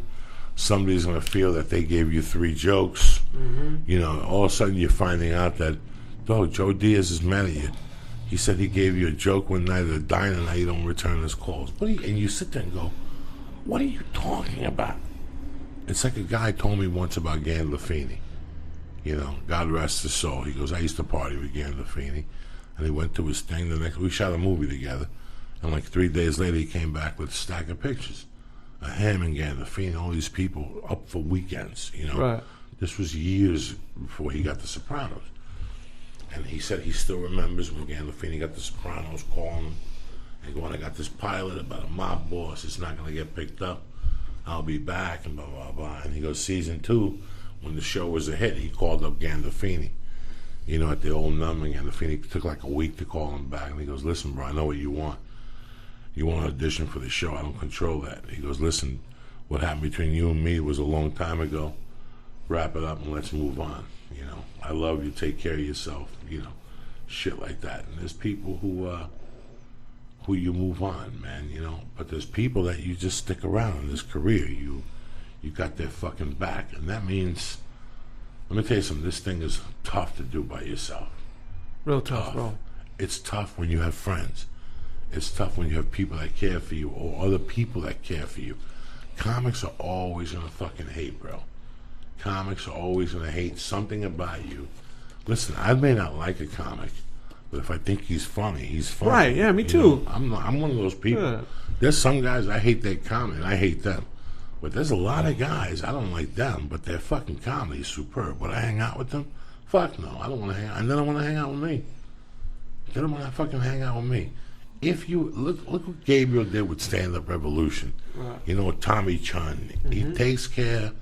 That's the most important people. What is the fucking thing of this podcast? To make somebody's day. Gabriel didn't have to give me $1 million to make my day. He just called and said, "I want to do the podcast." Made my day. Made your day. Yeah. You know, Al Robles made my fucking day. Every time I see Al, he says something to me. Nick Diaz, bro. Nick Diaz, Anderson Silva. What do you think? You hear about that fight? Yeah, man. That's who they're going to put up. Lee, if you close your eyes one more time, I will fucking stab you to death. What are you going to do, Lee? We still got to go out. We're not going nowhere. We're going out. We're going to fucking go to Ha Ha and have some laughs. You drink a couple of sodas. We'll get you all decaffeinated up. And that's it. So when are you thinking of shooting the special, my brother? I don't have a date yet. Just Gabriel's just working with me still. So see what's up, man. And where you living now? I live in Eagle Rock. You got a girl now? No. You've been single for how long? Been single for 2 years. 2 years, but you got different women that come into your life. You're a freak, and you tie them up. I got a couple of friends. You tie them up and you rub salsa on their fucking assholes, and you take them for a fucking hoop, don't you, little dirty bastard? What are you giggling about, cocksucker? Get up, throw the chair away. You gotta stand up like that's for this show. You gotta get some energy. Look at you. You're like a fucking mook with no energy. You need testosterone. You need fucking everything. If you stand up, we'll get you some Mexican food. No, I'm not hungry. You gotta be hungry. Look at you. I eat too much. Every time you close your eyes, you're thinking of 2 tacos with onions. Cebollitas, way, and some fucking green salsa. No me gusta cebolla. They don't like, you don't like cebolla? Not too much. They put too much. Jesus. I remember that taco spot used to take us right there by the Hop on Lakewood. Which one I take you to? There was one like around the corner on Lakewood. We used to always go after the Hop. And Who you used to took always me like, there? I don't know, but you used to take us. Dude, this is a spot right here. Bro, man. I love tacos. Simple tacos. I don't like fucking drama. Say what you want to say, bro. King Taco doesn't bother me. Right. Mexicans get pissed at you. King Taco ain't shit. Fuck you, bitch. I live in the valley. King Taco shit. King Taco is them. You ever go to King Taco? No, I don't know what that is. You should, on the 5, right? It's on the 5. You should stop. I'm never on the 5. Well, make it your business to get on the fucking 5. You're always on the 405. What's the difference? The 5, the 405? It's on the different side of the hill. What's the difference? Yeah. Well, thank you there, Mr. fucking GPS. I didn't know this shit. You know what I'm saying? What else, my brother? Tell me something good. What's the next in the fucking, in the whole thing? What have you been learning lately? What have you been seeing? What do you want to do? What's your next move? Acting, bro. You really want to get into the acting side of it? A little bit. Just fucking trying to lose weight, trying to get, you know what I mean? Okay, what do you want to do? Just anything, man. I just want to move up. Just trying to evolve as a comic, trying to do everything, bro. Just trying to get my feet wet and everything. It's real my own interesting. shit, you know what I mean? You want to sell you got some ideas for a video network or something? A little bit. It's amazing about Christelle Alonso. Oh, yeah, dude. I remember when she used to answer the phone at the Improv. Addison, right? Addison Improv. I would go over there and torture her, see if I could fucking get a blowjob or something like that. She's a great lady. She's a great lady. I've known her for 15 years. Easy. 15, 16 years. She was a fucking kid, man. Right. When I saw that pilot, I gotta tell you, it brought tears in my eyes. And for the same reason I was telling Joe before that, you know, they give all these fucking people, You go to Montreal, Comedy Central likes you. They take some kid that's not funny at all. Not fucking funny at all. He has 6 minutes and 10 people are behind him. And they give this kid $250,000. They put him on the Tonight Show. They put him on all these fucking things. And you know what? Let's face it, you're not fucking ready when you're doing comedy 5 years. So you play the games, you cash a check, and they give you a check happily. Like they give it to you like, ha ha ha ha. Here's $250,000. We think we're so talented. Oh my God. And then you take it, they hook you up with a writer, and the writer calls up and says, that kid's a fucking stiff. You know why he's a stiff? Because before we wrote the thing, his head's already big. Right. A comic, his head don't, this is just another day in the life. They gave me a check. Then they realize his Tonight Show blows. And they just realize the kid blows in general. He's a good comic, and he will be a good comic. Not today. Not yet. Maybe in 15 fucking years. But then you get a guy like yourself. Because I know they're petitioning you for like Montreal or Comedy Central, something like that. You got a guy like yourself. Jerry Roach. Jerry Roach, you got an hour? Yeah, he did. On Comedy Central? I don't know if it's on Comedy Central. Oh, it's on Nuvo. Yeah, Nuvo on Netflix, maybe. Nuvo on Netflix. Yeah. This everybody, put that fucking phone away. I want you to focus. No, focusing, bro. Everybody gets their time, But then again, you get these people and you see them. Right. And you know that you're spread. You know that you're covered. You've been on the road with Fluffy for 6 years. You've done theaters. You've done clubs. You've done Holland. You've been in front of every fucking scenario. And they won't even let you go to fucking first base. But they get this kid because some guy at the CAA says he's good. All of a sudden, everybody gives him the fucking world. And the guy ends up fucking blowing. Cristela Alonso, they didn't even want to give her money. Right. They didn't want to give her money. They're like, we'll give her like this Puerto Rican deal. Mm-hmm. We'll give her $6,000 up front. Yeah. We'll give her another $6,000 if she makes it to the store. We'll give her no. And then look, her show got put on the fucking air. And I forgot all about that. They were going to shoot a Kevin Hart pilot. Yeah, they did. Look, Kevin Hart's fucking pilot. Listen, it's hysterical when comics come up to me and they go, "Hey man, I shot the Jay Leno pilot this year. Fuck, I'm gonna rock." You know what? The network behind closed doors, they go, "Let me ask you something. You want to deal with Jay Leno?" No. You want to deal with Jay Leno? No. We don't give a fucking Jesus in the fucking show. They don't want to do that. You're too smart. Right. They don't want to argue.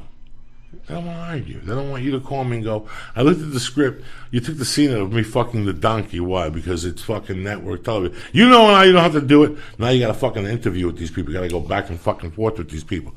They want to get the guy like me and Lee, who are hungry, who are they're going to say, "Hey, remove that sheet from your script," and Lee's going to say, "Yes, sir." That's what they want. That's why whenever they have these big names that, this is, what's the matter, Lee? You're burping. I'm You're okay. A fucking mess. You just ate a burp that was so disgusting. I could tell because your left eye got so fucking big. It's like you did a blast on the left side. You didn't have enough for your right side. Look at this shit. How bad was that burp you just inhaled? Pretty bad. And it went out of your mouth and went back in when I caught you. You looked at me and you inhaled that motherfucker and then your lips sealed like she was farting or something like that. Disgusting. But anyway, man, I'm just happy that, you're still plugging along. I'm happy that you're in the fucking game. I'm happy that you're working one of the best. You're going to be in one of the best concert films of the year, Hopefully last year was Kevin Hart's year. This year's Fluffy's year, you know. And he's earned every fucking, he's earned everything, man. That guy is, he works. Works hard, bro. He has a good work ethic, and he kept it together, and now he's adjusting. He knows it's going to be longer. He's losing the weight, and that's what it's all fucking about at the end of the day. And he's taking a fucking great care of you guys. So there you guys go. After this, now it's your turn to fucking blossom. 42 or 45 weeks out of the year that we're working with him. Are you serious? Yeah. We have a fucking tour bus. So, fuck, he's nonstop, bro. He's nonstop. On the tour bus, you sleep in the bus? I sleep on the bus. That's disgusting. Yeah, it is. That's really disgusting. People shit in the bathroom. No, you can't shit there. So where do you shit? You gotta pull over? You gotta wait until they fucking put gas, or you gotta wait till fucking we're to our next destination. So you just gotta hold it, bro. And how many nights do you sleep on the bus? I told you, dog. That bus shit, fuck you. Well, I want to join a band, I join the Monkeys. It depends. Like, I mean, with Gabriel, you work Thursday, Friday, Saturday, and Sunday, and you have a choice to fly home. But I mean, the fucking flights are expensive, so you stay on the bus. So you stay on the bus Monday, Tuesday, Wednesday, Thursday, and then you meet up with Gabriel. Gabriel flies home. You know what I mean? And that bus is shaking. The People bus is farting on the shaking, bus. people People taking their farting. shoes off. Yeah, man. Is there food on the bus? There's food on the bus. Is there TV? There's a TV. There's a TV in the front, and there's a TV in every bunk. Really? Yeah. So you can watch what you want. Yeah, you can watch your fucking DVDs. You can do whatever you You want. take a on your shower phone. on there? No, you gotta wait until like we hit a hotel. Can you or brush whatever. your teeth? To be Yeah, get you up can. You can brush your Can you teeth. You smoke can take a reefer on the piss. bus? Yes, you can. No, you can't. You can.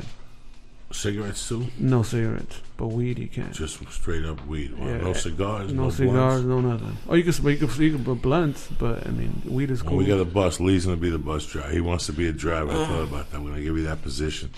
And if you can't hold it, bro, you get a trash bag and you go to the restroom and you shit and you just fucking throw it out, bro. Oh no! Lee, get up. That's it. Throw away the chair. I need you on your feet, Lee. Look at you. You're a young man. You're acting like you're 90 fucking years old, cocksucker. You ate a half a little edible. 10 milligrams you ate. You fucking believe this guy? 100 milligrams. He didn't eat no 100 fucking milligrams. Look at him now. Vas a matar. You know, Al, it's amazing because you see, I've been here 17 years, so I learned the system. You see these guys, they come to town, they're the hot fucking thing around their town, or they're on the road with somebody, Right.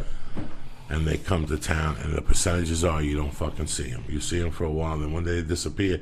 Then one day they Facebook you. And they're like, hey, man, I'm back in San Antonio. Remember me? You're coming to town. Can I open for you? And you're like, what the fuck happened to that dude?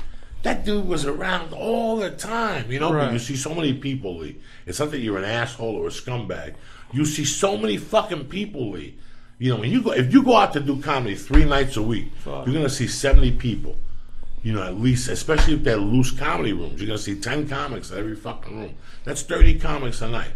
Let's say you go out 4 nights. That's 125. That's 30 times 4. Yeah, 120 fucking comics a week. You know, people are going to slip through the fucking, you know, oh my God, what happened to that fucking guy? But to see you, to see, you know, fucking Martine. Right, You know, I right. was telling the story that I met Martine. I went to do a room and Martine was hosting. And he got into an argument with a soldier. And while I was on stage, he went outside, fought the soldier, then came back and closed the show up.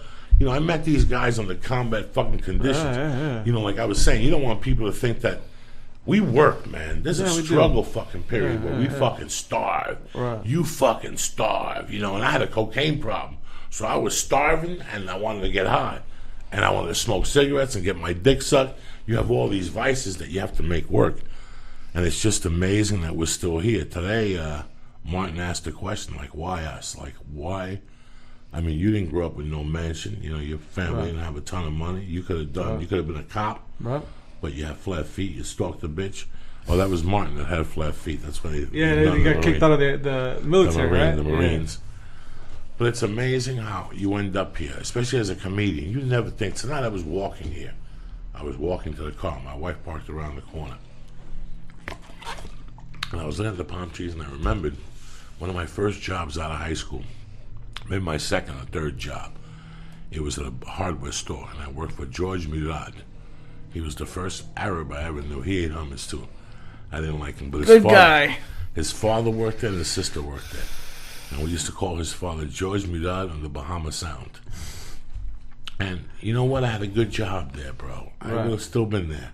Do you know what I'm saying? Like today, I would have still been there. They were nice people. And he used to make me prep the deliveries. Right. And I would put extra shit in the deliveries. Like, let's say he would say, you know, I get the order, it'd be a drill, a hammer. I put 3 drills and a hammer, then I make the delivery and sell the drills Right. that afternoon. And one day, somebody gave me a checkbook. Well, I took a check. Somebody gave me a checkbook, asked me if I could sell checks. I said I knew a guy that could cut them and give you 80%. I gave the guy the checkbook. He got caught and gave him my name. So the fucking funny thing was I met the guy outside the bank. They had a picture of the fucking van. Right. So that's how they got me. They went back and went to George Murad, and George Murad said, that's my driver. And I remember as they were pulling me away, the cops, he said, Joey, I got to tell you something. I've been here for 20 years. You're the best employee I ever had. You would have made it in here. And I never went back and apologized to that guy. I never even went back. He believed in me. Lee, look at the shape of you sweating. Oh, my fucking God, you know?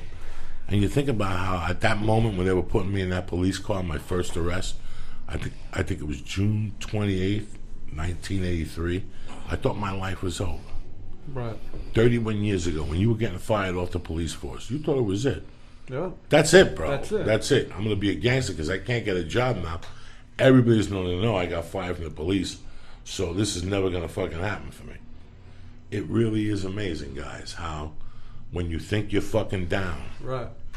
you still got so much left, man. And I could have given up in my mind. I could have gone, you know what? I got a fucking possession of theft, whatever it was.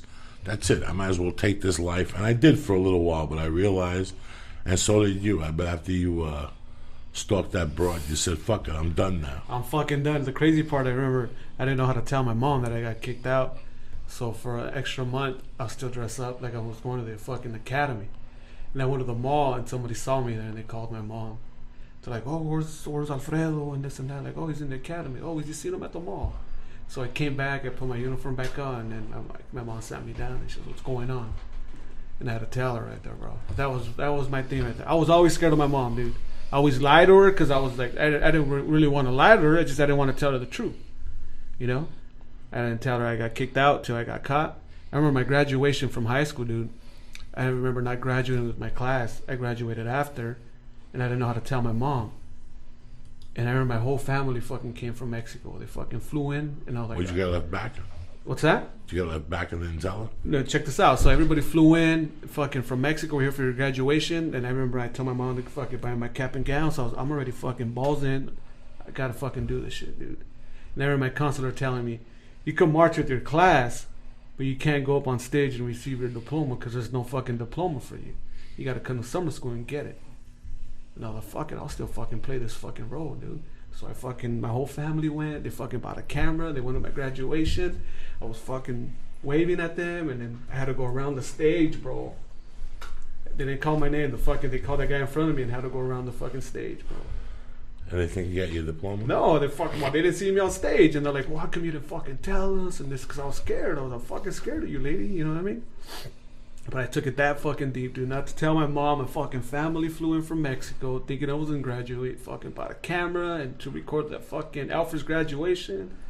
And nothing, dog. Look at this fucking mortadella over here. Look at the shape of you. That's it, dog.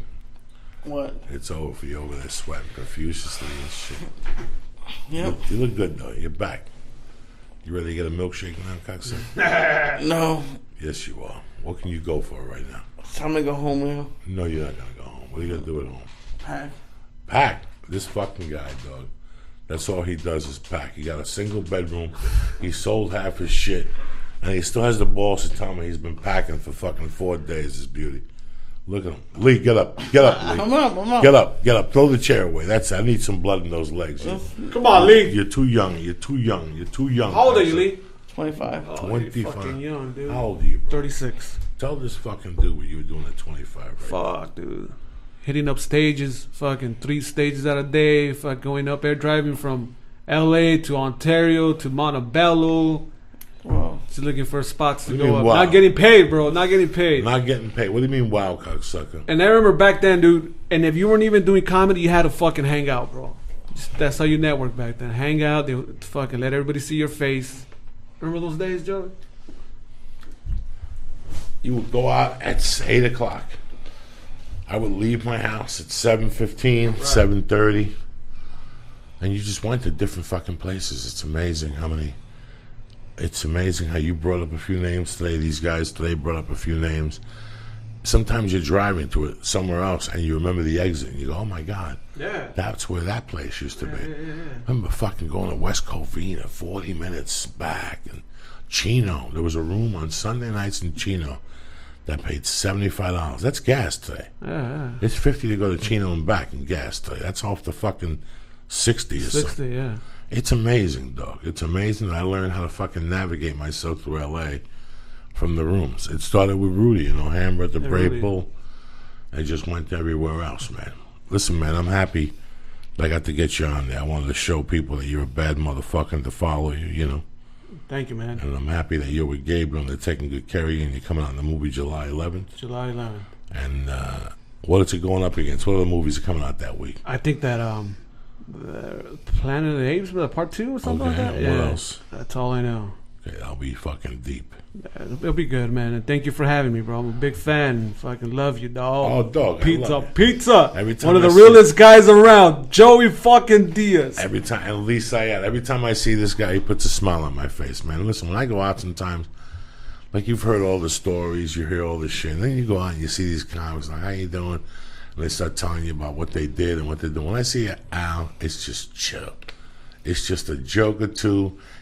Bro, what do you think about this fight, bro? He tells me a Mexican mafia story. My dick gets hard. And that's it. Where'd he go? I don't know. He was here.